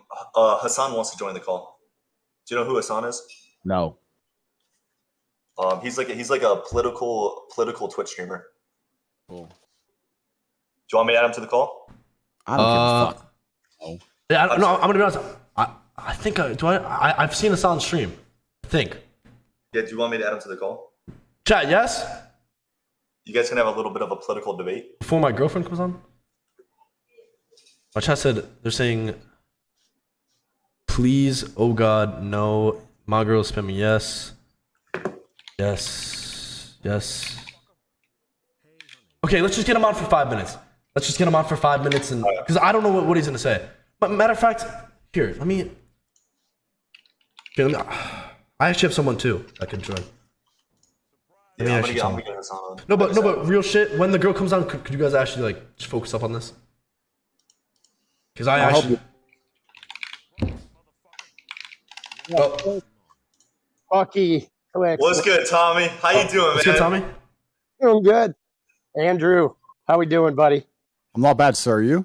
I'm doing pretty well, man. I'm in the airport. I was going to take my shirt off so I could step up to you, but Take your shirt off right now. I can't do it, dude. I'm in the airport. I don't want to get Where are you flying? I'm going home. I'm in New York City right now. I'm going back to Oregon. Unfortunate. So yeah. So Andrew, he's a big fan of you. He's a pro. He's the oldest pro Fortnite player.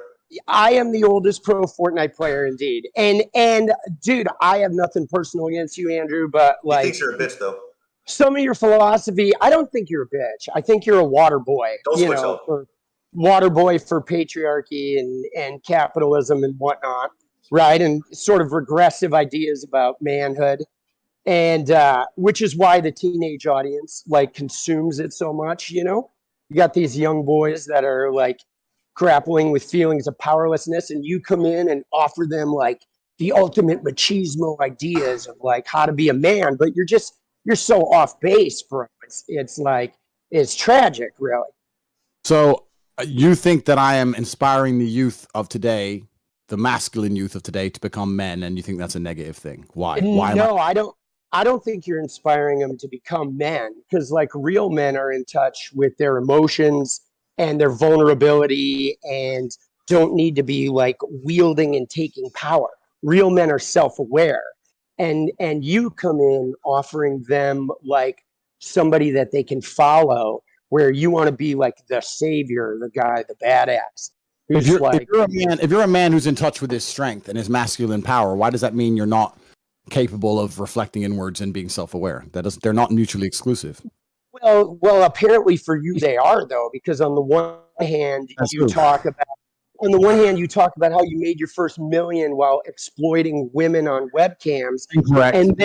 And then you post on the Instagram post about how you and your brother are going to bring purity back to women.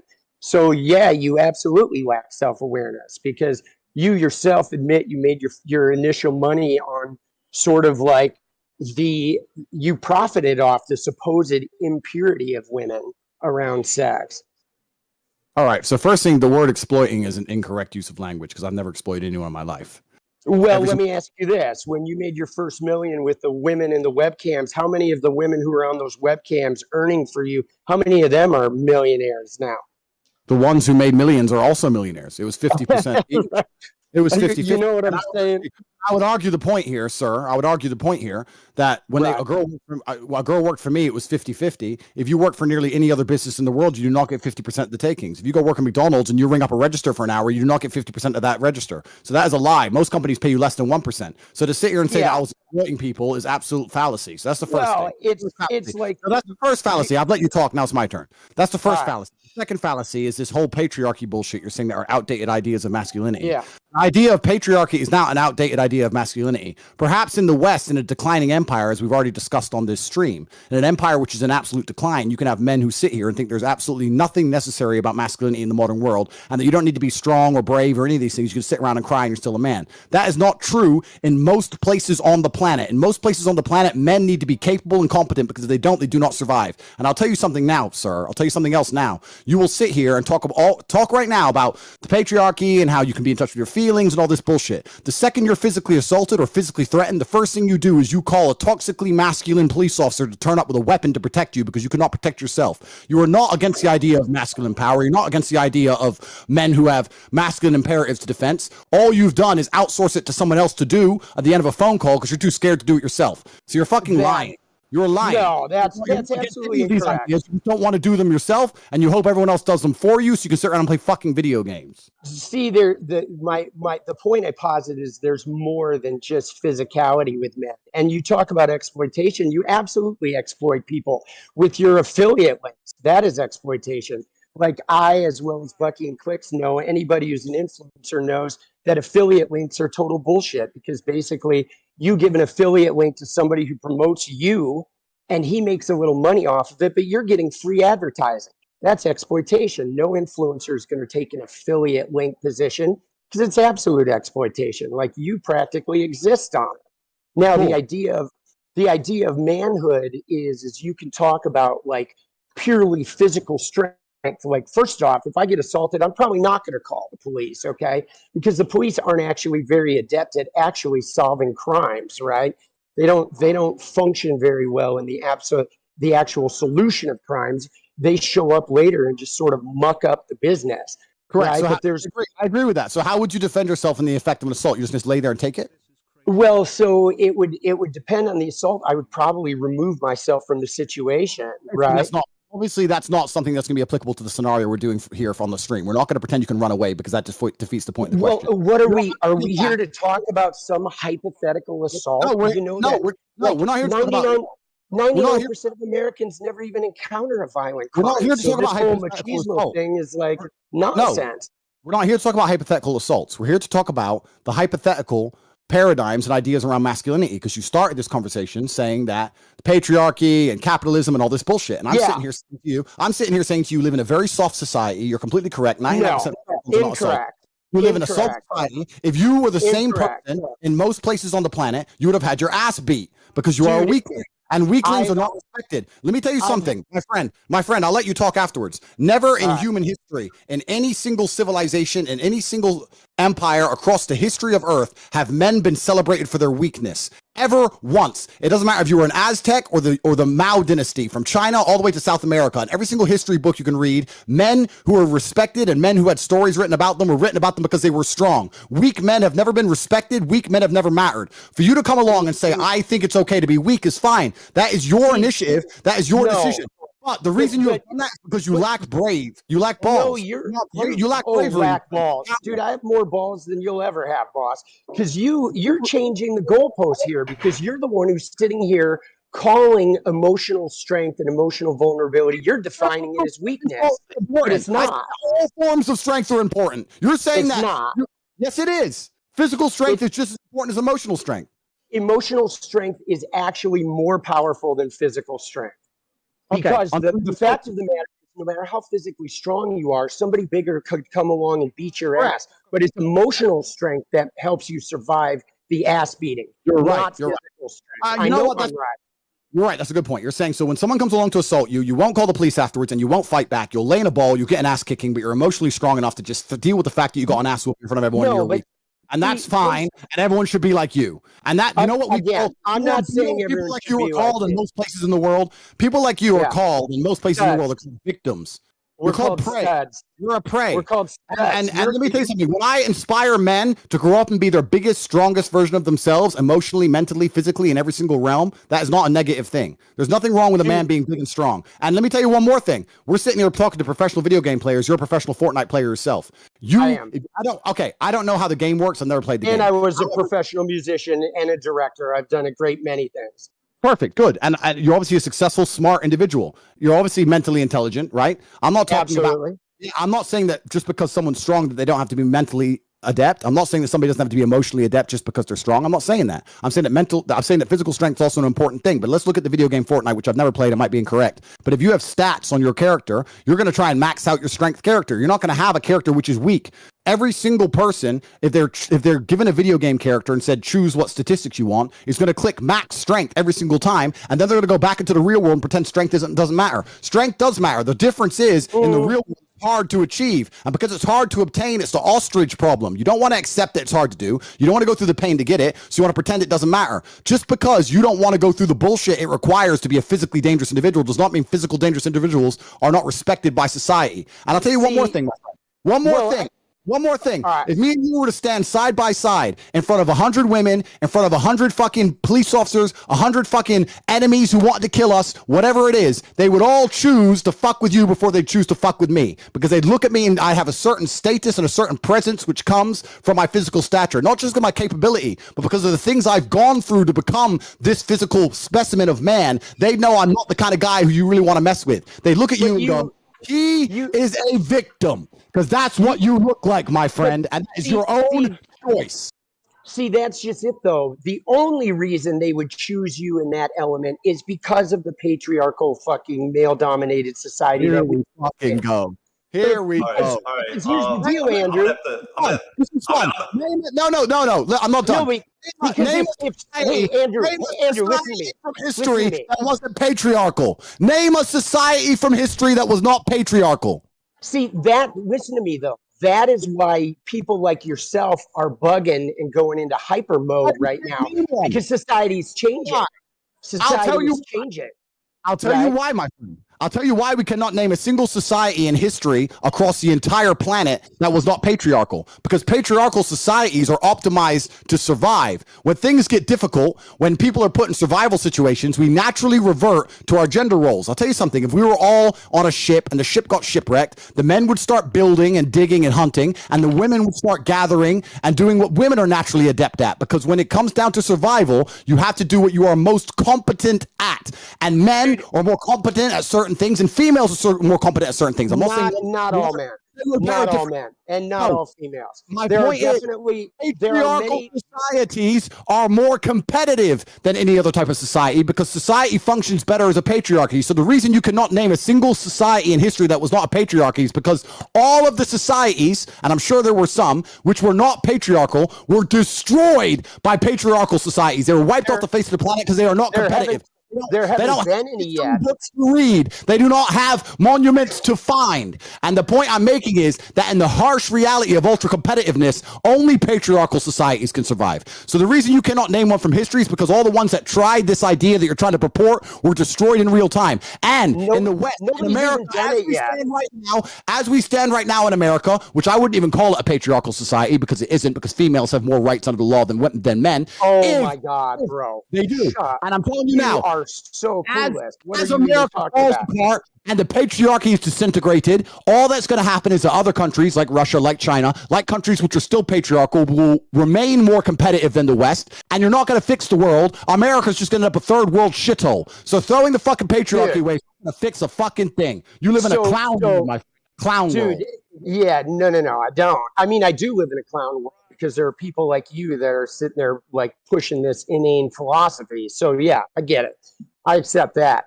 But first off, we haven't seen a non-patriarchal society yet. We're definitely moving toward it. And if you want to look at America and look at some of the problems with America, like what problems do we have? Well, there's an enormous wealth gap.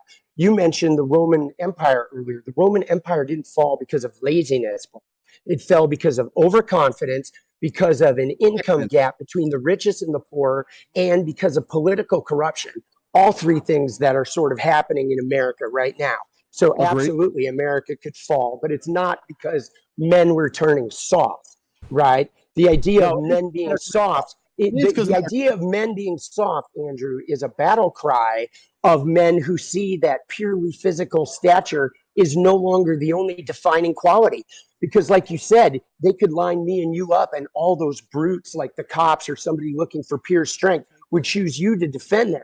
But anybody who was from a marginalized group that was looking for an emotional defender, those people would pick me, right? And they wouldn't pick the muscular guy because they know that I have the inner strength to actually have an openness and a vulnerability that can relate to them and that can help them find that empowerment in themselves. I don't want to train people to be sheep. All you know what I mean?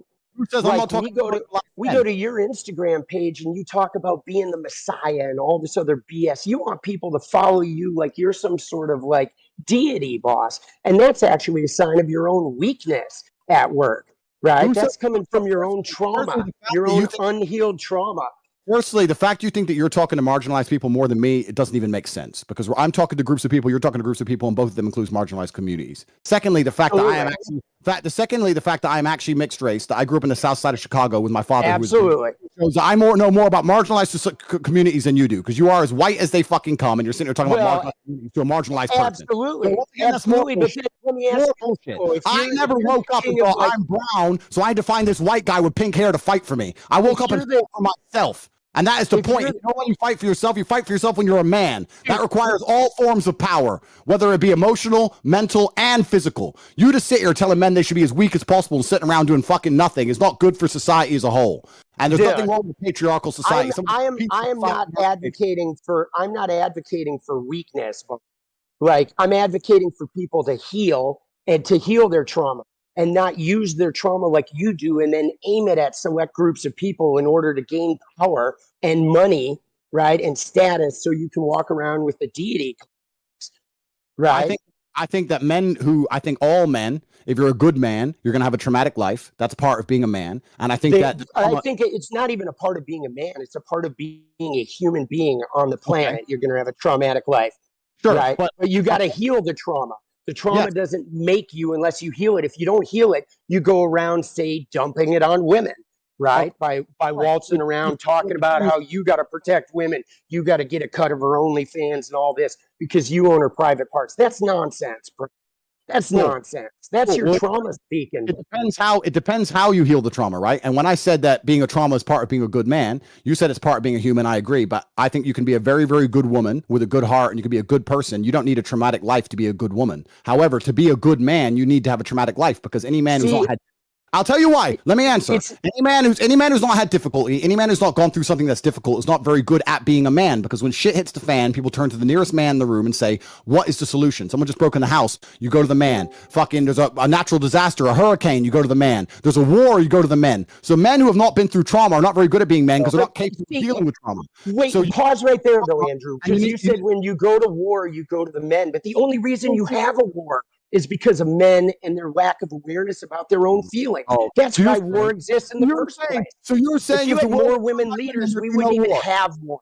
Okay, so if we had more women leaders, we wouldn't even have war. Men literally are responsible for war by a lack of emotional awareness. That's how it starts. Interesting. So let's make this the final point before we move on. You just said that if all the leaders were women, we wouldn't even have war. I said if we had more women leaders, yes, there would be less war.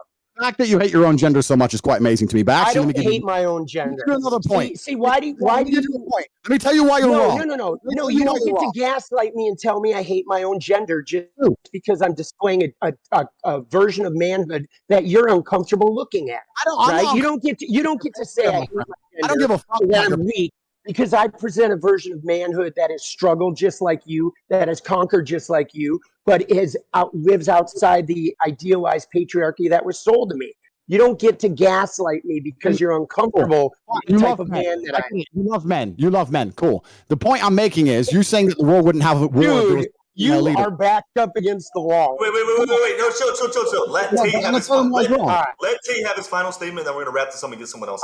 Yeah, I'm in here right now. I just got to fix my camera. One second. Yeah, Hassan, let's go, man. I appreciate you. I'm interested in seeing what the chat thinks. The reason you're totally wrong saying that the world would have less war if there was no female leaders is because if you actually ask anybody who's been in the corporate world for long enough, the companies that have the most arguments, the most difficult corporate structures to deal with, in fact, even if you ask most women, they say, I don't like having a woman boss. I'd rather work for a man. When you have a whole bunch of women in charge, it's nothing but a fucking bitch fest and it's a shit show.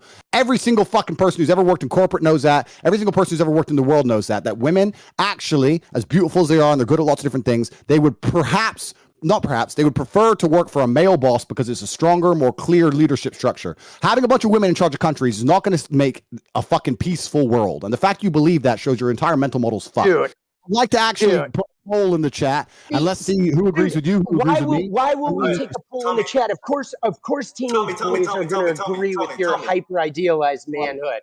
Like they need to cling to that. Okay, do you guys want me to step in on this conversation or let's go? I'm just getting this all. We're not gonna do no 2 versus 1 bullshit. We're gonna wrap it up with Tommy and then you guys can go at it. Or not go at it. 2 versus 1 bullshit. Yeah, you mean like the Aiden Ross stream when anyway. Hassan, I just want to say he was getting fucking triple teamed. All right. I didn't want to. All right, Tommy. I'm just a messenger. Tommy, thank you for coming on. Thank you so much for coming on. I hope you have a safe flight. And I hope you enjoyed your time here. Dude, I did. Andrew, take care, brother. Hassan, I just want to say props to you, boss. I appreciate you, man, putting the word out there. Thank you, guys. Good to talk, bro. Have a good day. Let's go. Appreciate you coming on, Tommy. Have a good one, man. Cheers. Thank you. Wow. That was quite the conversation. How do you feel about my guy, Tommy? Sorry, are you asking me or Andrew? Yeah.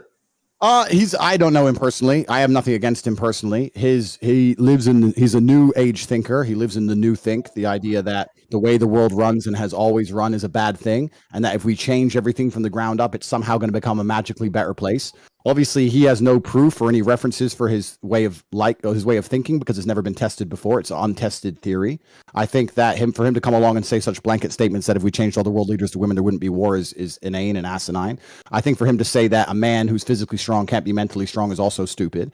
But I also understand why he's saying the ideas he's saying, because he has a natural insecurity based on the fact that he's not a physical specimen of man, and the way he gets around it is to pretend that that's not important, which is fine. Lots of people do it, right? Stupid people saying being smart is not important. Poor people saying being rich is not important. It's a common defense mechanism that everybody does, and I completely understand it. However, most people with a basic grasp of economics and the way societies work would look at society and say, you know what? A society with brave, strong men who are full of honor and duty is actually a better society than men who walk around saying, I have no duty to protect anybody or protect anything, and I can just sit around and cry all day.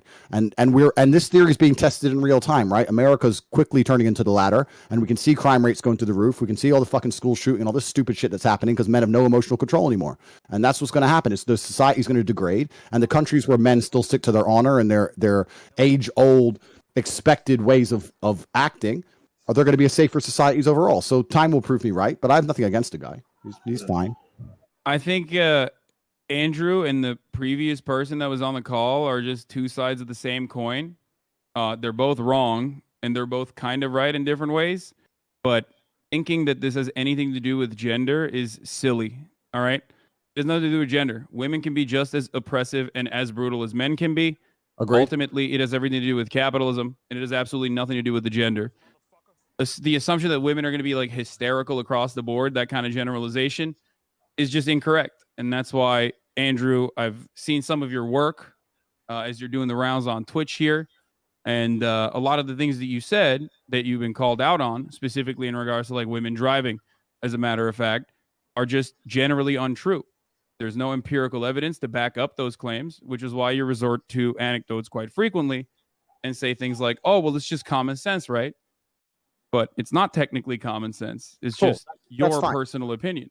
Completely. It's my personal opinion based on my personal biases of my life experience. Now, when I say these, exactly. And when I say these things, X amount of people agree with me and X amount of people disagree with me. That's fine, and that's the same of nearly any statement in the world. I can say the world is round, and there'll be a percentage of people who disagree with me. That's totally and utterly fine. I come on here and talk about my own personal experiences, and my experiences, men are better drivers than women. I'm not saying there's no good female drivers. I'm not saying a female can't move a car. No. You're misunderstanding what I'm saying. There is a truth, and then there is your own personal experiences backed by anecdotes, right? Because the truth, your own personal opinion backed by anecdotes from your own personal experiences. Now, your own personal experiences are oftentimes going to be incorrect and not close to the reality. That's why there's an entire field of statistical analysis. That's why we do empirical. That's why we rely on empirical evidence when we're making decisions. Why? Because we all carry a bunch of personal biases. And when we analyze situations, we do not have enough scope to grasp the entirety of the situation. We cannot comprehend it with our human brains. Bro, listen, I can comprehend. Which is why, when it comes to women driving, it's a funny point because the truth is different. The truth is the exact opposite. Well, no, listen. First things first. There's lies, there's damn lies, and there's statistics. I'm sure you've heard that from Mark Twain. That's the first thing. The second thing is that you're deriving. You can massage numbers, but you're deriving your truth from an internet study. That's fine. You can derive your truth from an internet study on a bunch of different things. The truth of life is the truth that you experience as an individual. That is the only truth that we all live within. You live within your truths, I live within my truths, because these are the truths I've experienced as an individual. If certain things happen to you over and over and over and over and over again, but the truth on the internet says it's not true, that doesn't mean that your experiences are any less real. So if you to come here and say the internet says X, especially after your experiences can be real, you could be a statistical anomaly, as a matter of fact. You can be one of those people, but more often than not, more often than that. Then I don't want to talk to you because I keep letting you talk and you're finishing your point and I'm trying to talk. So okay, go ahead. I'm going to. The fact that you're going on the internet, finding some study and saying that this is the truth, especially after the age of COVID and all the fucking truth we were told with that garbage, you want to sit here and say, oh, the internet said X. I'm sure the internet did. I'm talking about my personal experiences, and some people agree with me and some people do not. That is perfectly fine. Don't give a fuck if people agree with me or otherwise. People are listening to me and they're either agreeing with me or they're not. But you're still wrong, and that's the problem. I disagree with you. I'm not wrong. Do you want to be right, or do you want to keep speaking into a hug box where people agree with you? Prove to me I'm wrong. Well, if you just completely devalue empirical evidence, actuarial sciences, the entirety of the insurance industry that relies on making these sorts of calculations to ensure that these quotes are as profitable as possible, which ends up charging men higher rates than women, as a statistical likelihood that men are more dangerous drivers than women across the board and get into more car accidents across the board. If you're going to look at all of that and say it doesn't matter because that does not correspond to my own personal experiences, then you're silly. You're being silly. You're being a silly person. If everyone thought like you did, right, we would have no scientific achievements on this planet. We would still be living inside of fucking caves. And now, as much as I love Liver King personally, I don't think that that would be a good planet to live on. I'm pretty happy for, I don't know, all the medical achievements, all the scientific achievements that we have reached. And at the heart of all of that, all of those accomplishments lies an understanding of arriving at the truth through empirical evidence. You done? Yeah. Cool. In my personal experiences, all of the car crashes I've been involved in, all the times my car was hit, and all the negative experience I've had on the road, women were at fault. That is, now you can sit here and say the insurance claims say that. I never said the insurance claims don't say that. I'm saying that I am not comfortable with women driving because of my personal experience. Those are my personal experiences. You can drag up all the empirical evidence in the world you want to try and drag up. Anyone with a brain knows how that aids the world agendas anyway. I don't want to go too political on a stream that's going to get taken down. So I'm not saying that I can't find a female race car driver. I'm not saying that all women. That's not what I'm saying either.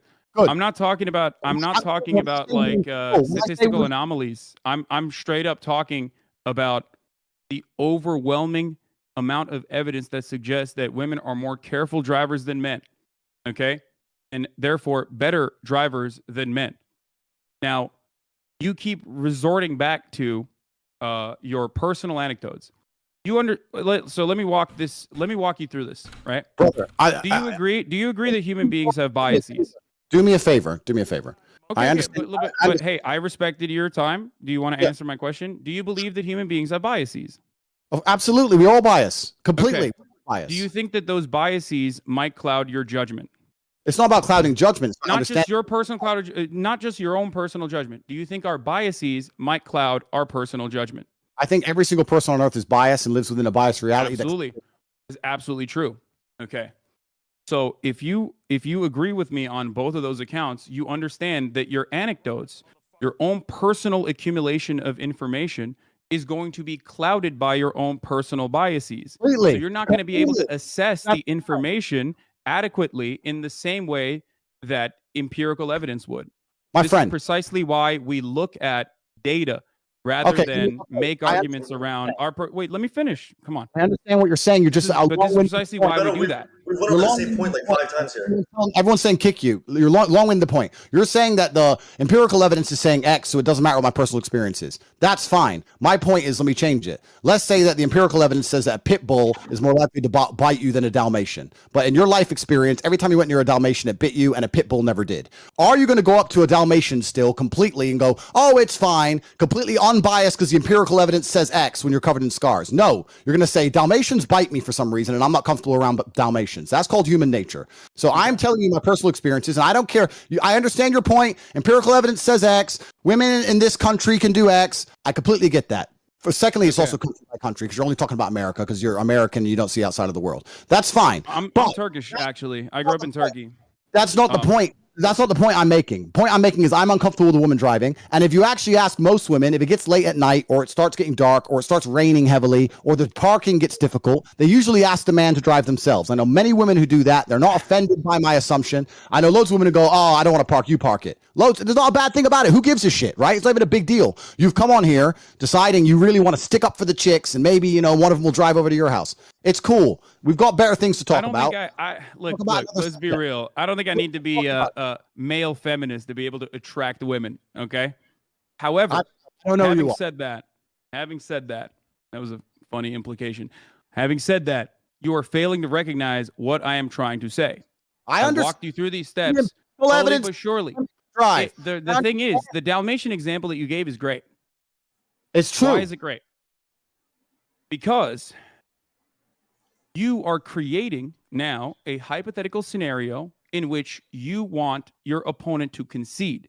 I can do the exact same thing and say, well, in my personal experience, Dalmatians never bite, or pit bulls never bite, whichever one you thought was the more aggressive breed, right? In my personal experience, what if in a million times that I have bred pit bulls or been around pit bulls, not a single one of them has ever been aggressive? We will never be able to arrive at a meaningful solution or a resolution to this conversation if we're both operating on personal anecdotes and hypotheticals. That's not how you can conduct an appropriate debate. Good. So now you're saying the thing I just said. I have my own biases, my personal experiences, and I say them. Some people disagree and some people agree, and I don't care. You've now come along. I have my own bias. You're still wrong, though, because I'm not operating on biases when I talk about women driving. I'm talking about the empirical evidence. I might have personally thought women are worse at driving than men as well. But once you arrive at, once you look at the evidence and you realize that said evidence suggests something else, you're probably not going to continue believing the prior thing that you believed, right? We've went over the same point like 5 times, and I think we're just going to. I know, but it's just weird because I can't I can't break through Andrew's. I understand your point. You're saying that even if I thought here, we're losing the girl. No, exactly. I want to talk to her. He's saying even if I thought women were worse drivers, I've seen the empirical evidence, and I'm so smart that I ignore my own eyes and ears and believe what the internet tells me. That's what he's come along and said. That's not what I'm asking you to do, my friend. I'm sure you're double vaccinated. It all makes sense to me now. You believe what you're told to believe. You don't believe your own eyes. You don't believe your own ears, and that's what you're going to sit here and talk about empirical evidence that you found on Google. Cool. If you believe everything that's on Google, that is your prerogative, my friend. And if you think that makes you sound smart in the modern world after the 3 years we've just been through, to say that I read a piece of paper that tells me to believe X, so I believe X, and I ignore my own personal experiences, and you think that makes you sound. I'm not asking you to ignore your own personal experiences. I'm simply asking you to look at the data. So let's change the subject because you've just proven your point completely. Okay, Andrew, do you believe? Well, I didn't.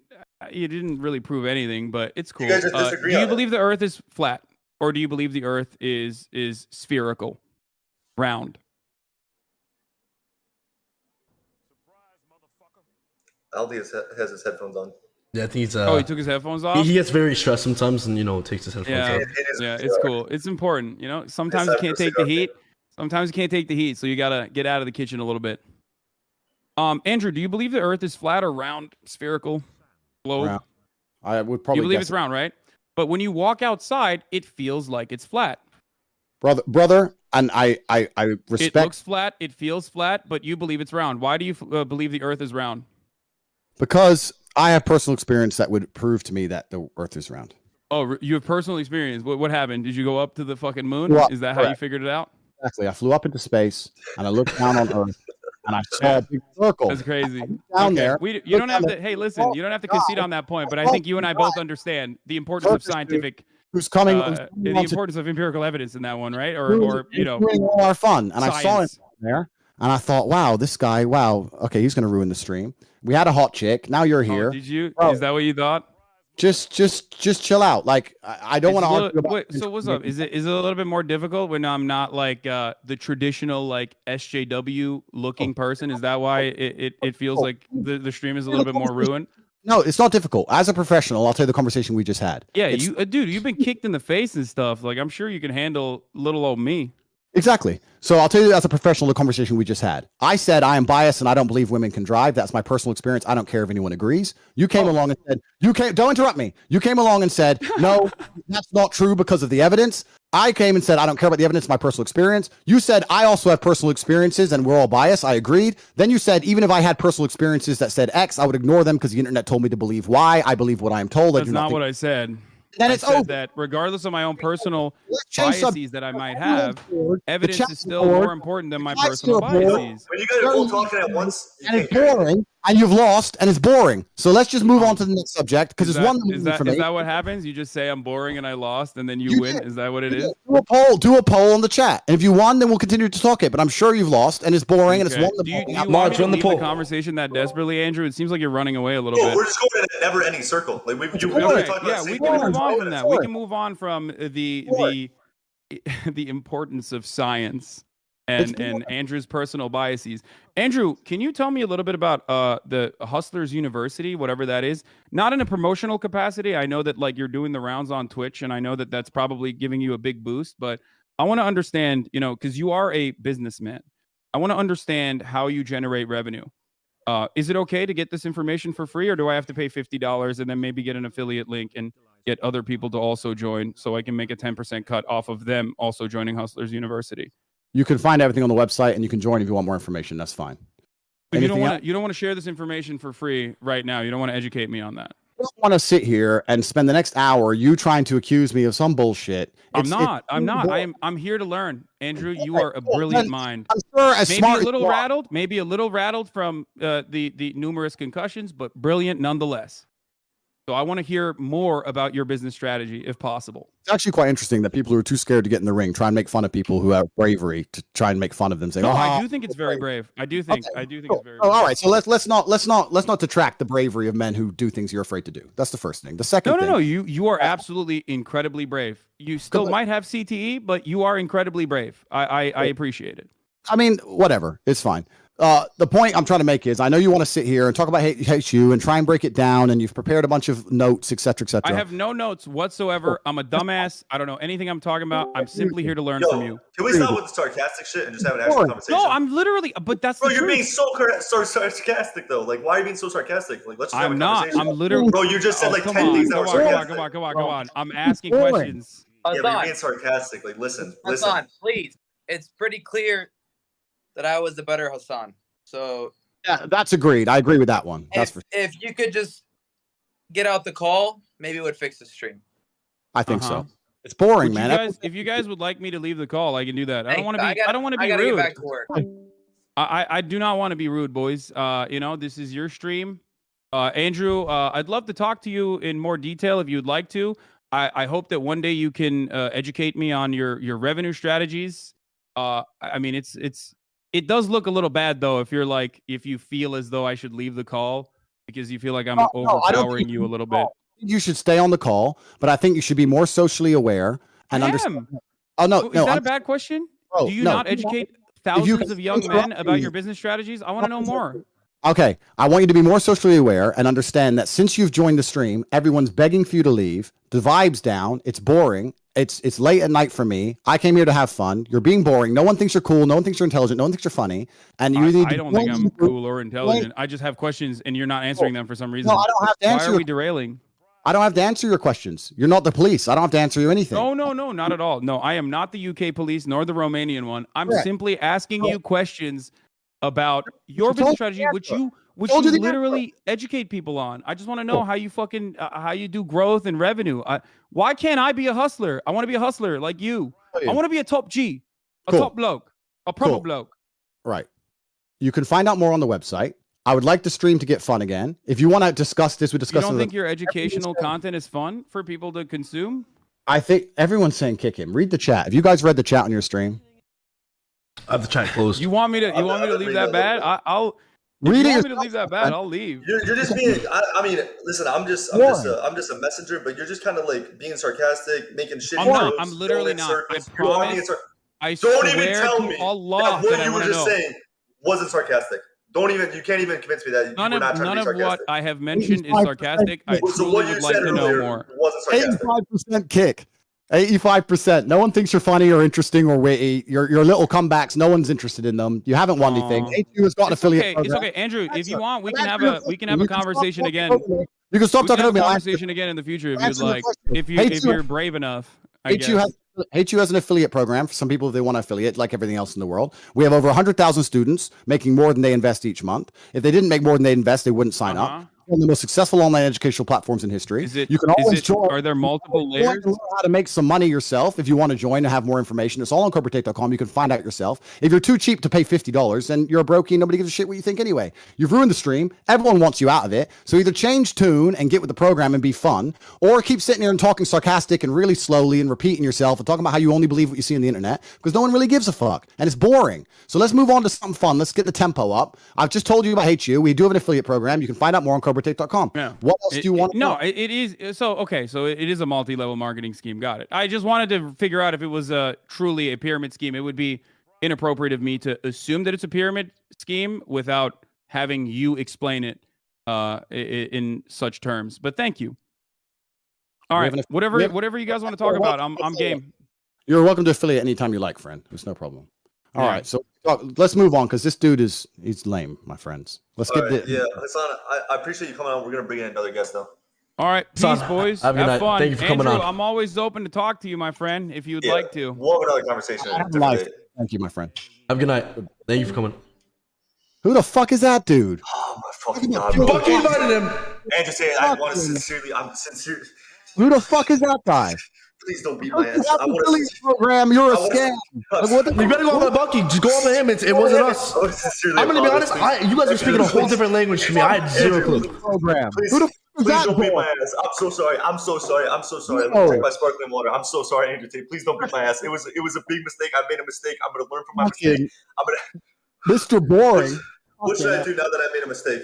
I remember you giving a lesson about mistakes. What should I do now? I You have know to what? punish No, myself. I'm not even mad at you. I'm not even mad at you. People like him, Hold on. people like him, people like him think they're really smart because they found something on Google and they say, look, I ignore the world and only read what I found in Google. And then he thought he was smart because my program has an affiliate section. People can join, they can affiliate for the program, just like you can on Amazon or a bunch of other websites. And then he thinks he caught me somehow, but really he just killed the vibe. I would have loved to argue with him, but he was so boring. That it's just boring. Bro, I'm not even gonna lie. I'm not trying to this is gonna come off extremely dick riding, bro. But like he had the same point 5 times in a row, bro. No, man, it's Like, boring. I like Hassan, but oh my fucking god, we went over the same point for 20 minutes, bro. I had no clue what y'all were talking about. Like, I'm gonna be honest. What you guys Let's were say using hello. words that were different language for me. Let's say hello to the beautiful young lady because Oh. she must be really bored. Hi. You want to say hi? This is Andrew Tate. Hi. He's my dad. What's your name? What's her name? name? Yeah. Darla. You have a nice voice. She has a nice You voice. have a nice huh? voice, and he thinks you're very, very attractive. Oh, thank you. She's 16. No, No, I'm playing. She's 18. How old are you? 17. 17. Sorry, Mr. Andrew. nah, it's fine. That's Yeah, no, that's but international. we've been friends for a little bit. I'll have you. Yeah. All right, Clix, let's go. Did she hear what I'm saying or not? No, she could just hear. She can't hear you guys. Okay, so first you need to apologize to her for the boring guy you had on the Yeah. stream being heard. Yeah, my So bad, by the way, for letting you wait. Like, the guy was, he kept on talking. Yeah. And say that when she comes over the house, you want her to be entertained and have fun. Yeah, no, because, like, honestly, whenever you come over to the house, like, I seriously just want you to be entertained. I feel bad because, like, you were on the chair, very bored. I didn't even get you water or anything. Like, that's my fault. Like, because, I'm the owner of this house. I really just wish I entertained you. But, I can entertain you tonight or something.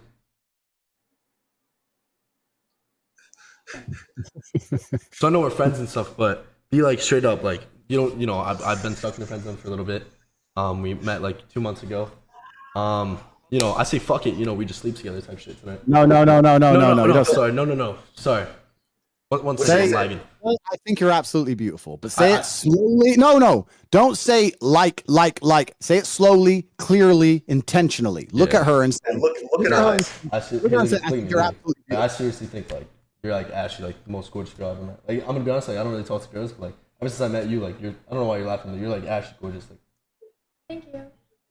You said like about 15 times. I said don't say like. nah, you're just very gorgeous. Thank you. I could see myself with you in the future. Are you talking to any Alright. guys or like? No. Okay. Going for a kiss now? Ask if you think you'd be a good couple. Yeah, Do but you think we'd be not be straight up. Like you think I would be like a good man for you? Like we would be a good couple? Or?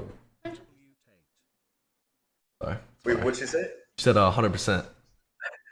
Yeah, no. Yeah, say because look, we've been friends for a while, Yeah. but I think once we get together, we're gonna stay together. No, that's forever. what I'm So saying. Like I don't know. We just been friends for a long time, and I'm like, I'm done with you fucking other guys. I'm done with you talking to other guys. Like I seriously want you. Like I'm gonna be honest. Like I seriously want you. Like I haven't had my first kiss yet. I haven't really talked to a girl. I'm being dead ass. Like it's not good. And like you really are showing me the way of life because I play Fortnite all day, and ever since I met you, I've realized there's more in life than just the Fortnite world. And you're making me like it's a whole world behind that. Like I never had sex with a girl, and I think we could experience that. You know what I'm saying? no, you're doing it all. You're not saying what I'm telling you to say. Lagging out. You need to approach it from a position of strength. You're approaching it from a position of weakness. I only play Fortnite. Here, I get need off to your have sex. phone. All right, sorry. You need to approach it from strength. You need to say, look, I'm one of the most famous Nah, yeah. Twitch. To be honest, I'm gonna keep it real. Like, I'm dead ass I'm the best fucking Fortnite player. Like, I'm gonna be straight up. I got money. I'm not spoiled. I've really been grinding since day one. Like, since I was 8 years old, I was really working and everything. And like, I just need a girl to spend my life with. And like, you're just a beautiful ass girl. And, like, I'm trying to spend my life with you for real. Because no guy's gonna be better than me. Be honest. Right. I feel like you're just All right. agreeing to everything. Clix. I'm being serious. I think you need to go in for a kiss. So what do you rate me 1 out of 10? I'd be like, you could be dead ass. Yeah. I'm playing. Let me talk. Give her the headphones. Yeah, give her one the second. headphones. Oh, hey guys. Hey, come a bit closer to the microphone. Okay. Are you originally American? You sound like you're from somewhere else. No, I'm from America. You're American? Yes. He's a bit nervous. You can tell he's a bit nervous because he keeps saying over and over and over again. Yeah. How long have you known him for? Like 2-3 months. Do you think he's a nice guy? Yes, I do. Why are you and him not together, considering he's like Mr. Famous and he's big online and he has all these people who worship him and you're beautiful? You could be like a power couple. Well, I live really far away How far? in Iowa. He's got a jet. Don't worry about that. He'll fix those problems. He's a problem solver. Yeah. Don't you know they like drop him on a bus in the middle of a field with 100 guys and he has to fight the 100 guys and he manages to get the highest score every time? Like he's a Fortnite genius. He'll get you on a plane. Don't worry about that one. Yeah. Yeah. So what? Got it. Because he's a little bit nervous, right? But I still truly believe that you and him would be amazing together, and I think you'd conquer the internet, and everyone would be jealous of you, and you could live a dream life. And I also think that he has true intentions with you. I don't think he's here to waste your time. He's not going to mess you around. But he's just a little bit nervous. So I think you need just to say to him and say, "Look, we're going to give it a try. I like you too." You need to just be nice to him because he's a bit scared. Do you think you can do it? Yeah, I got it. Just look at him now and say, "I like you too," and give him a kiss, and it'll blow his mind. Just a small one on his cheek. No, not on the cheek. Not on the cheek. It doesn't count if it's on the cheek. Doesn't count if it's on the cheek. You guys are Just- putting me on the spot. No, Yeah, on the spot. There's literally we have like 20 viewers. It's going to be one of the best days of his life. You know, you're going to be responsible for making one of the best days of his life. You just say, you know what, I actually really like you too, and give him a quick kiss on the lips, a quick one, just a On the quick. lips, on the lips. That will change his life, and he's going to love you forever. He's never going to forget you. Think about the memory he's going to make. So I think you should look him in the eyes and say, I like you All too. right, And Carlo, give, let's go. Well, I like you too. Oh, you mean? Yeah, that's yeah, fire. Yeah, that's fire. yeah. now they're moving for a kiss. Let's see if he notices what's going on. I don't know. I know it's hard for you to make the first move because you're a girl. I know it's hard, but he's a worm. But we're going to fix him. Just lean in a little bit, and let's see if he knows what's going on. Give him the headphones back. I'll tell him to do it. Don't worry. Give him the headphones back. What do you say? Listen. Yo, Listen to me and listen. Everything I'm telling you to do, you're taking and you're running away with, and you're messing it up. So do this very, very specifically. Okay. All right. Listen to me in order. Yeah.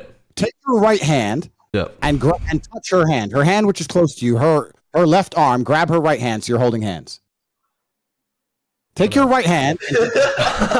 Yo, y'all are really pushing the limits right now, bro. All right. Take your right hand and hold her left hand. She'll Good. give it to you. Yep. Good. Now, slightly pull her towards you. Look at her. She'll look at you. Lean in and kiss her on the lips. Okay. Go. Okay. Go. What are we doing? Go. What's up? Go. Hold her hand. Bro, go! Let's go!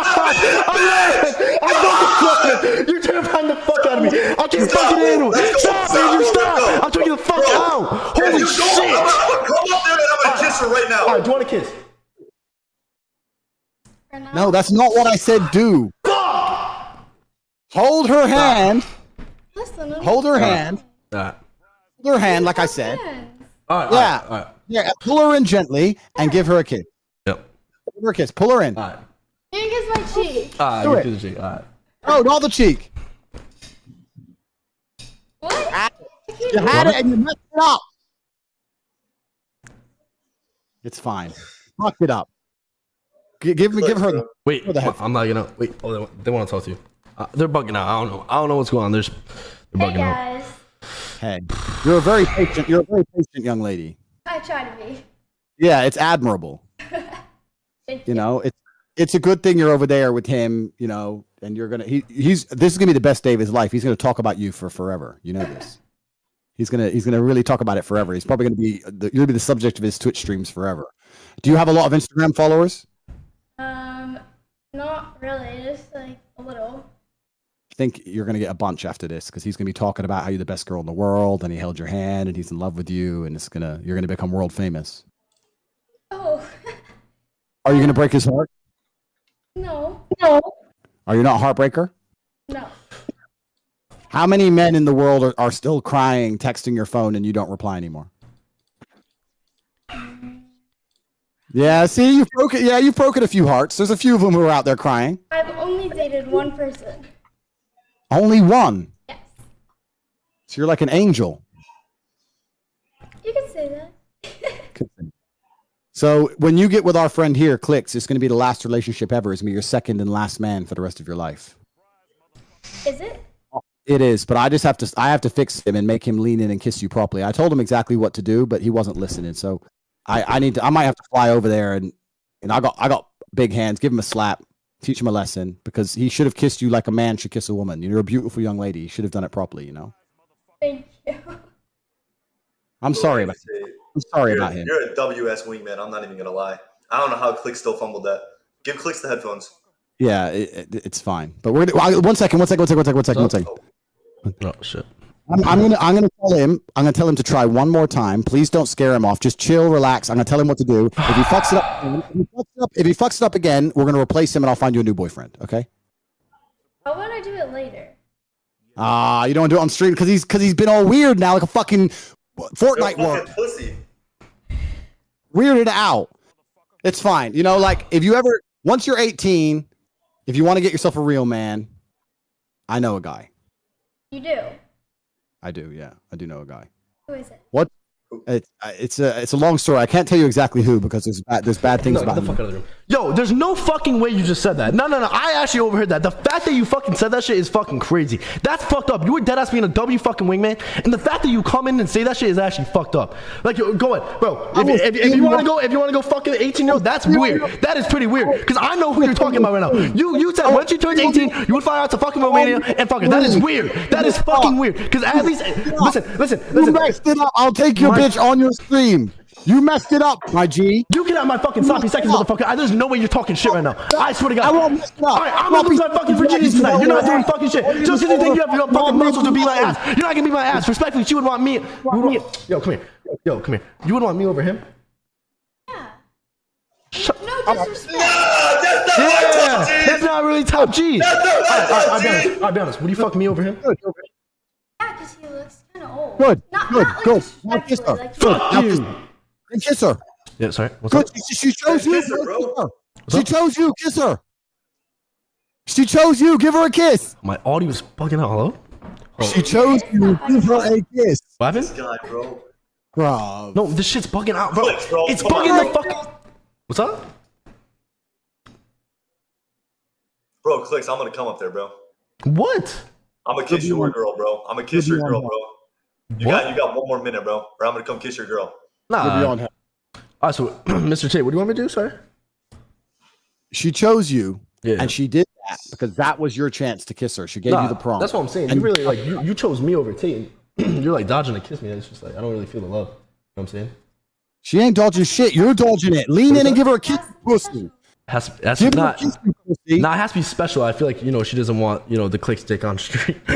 She doesn't want on stream. You know what I'm saying? I think off stream. You know what I'm saying? It'll. You know what I'm saying? I mean, if you want to kiss, I'll give you. All right, G. Yeah. All right. Wait, you want to You'll kiss? be on. You want to kiss? Right now? I mean, Take her hand like I told you. Lean in, pull her towards you, and give her a fucking kiss. Hurry up before it's too late. All right, fuck it. Yo, she's not down. I'm gonna keep it real. All right. There. Down. Lean in. Give her a kiss. Give her a kiss. Go. Let's go. With that. What the fuck? We did not just wait a fucking hour for that shit. Hell fucking no. Hell no. That shit ain't fucking happening, dog. We did not just wait an hour for that. That was so weak. That was so weak that the only appropriate response from me is to leave. Wow. See what you fucking did, Clix? That See is what you fucking did. I don't know how to make out, bro. She just said she wants to make out. no. It could have been smooth. You could have done what I said. I already told you you're a worm. Told you I'm here to save you. Argued with your little autistic mate with the statistics. That fucking geek. I sat here, wasted 3 hours of my life, and at the end, I would have told you how to get the beautiful woman from Iowa, and you fucked it up like a fucking pussy. And now, the only appropriate response from me is disassociation. So good night. Goodbye. Goodbye.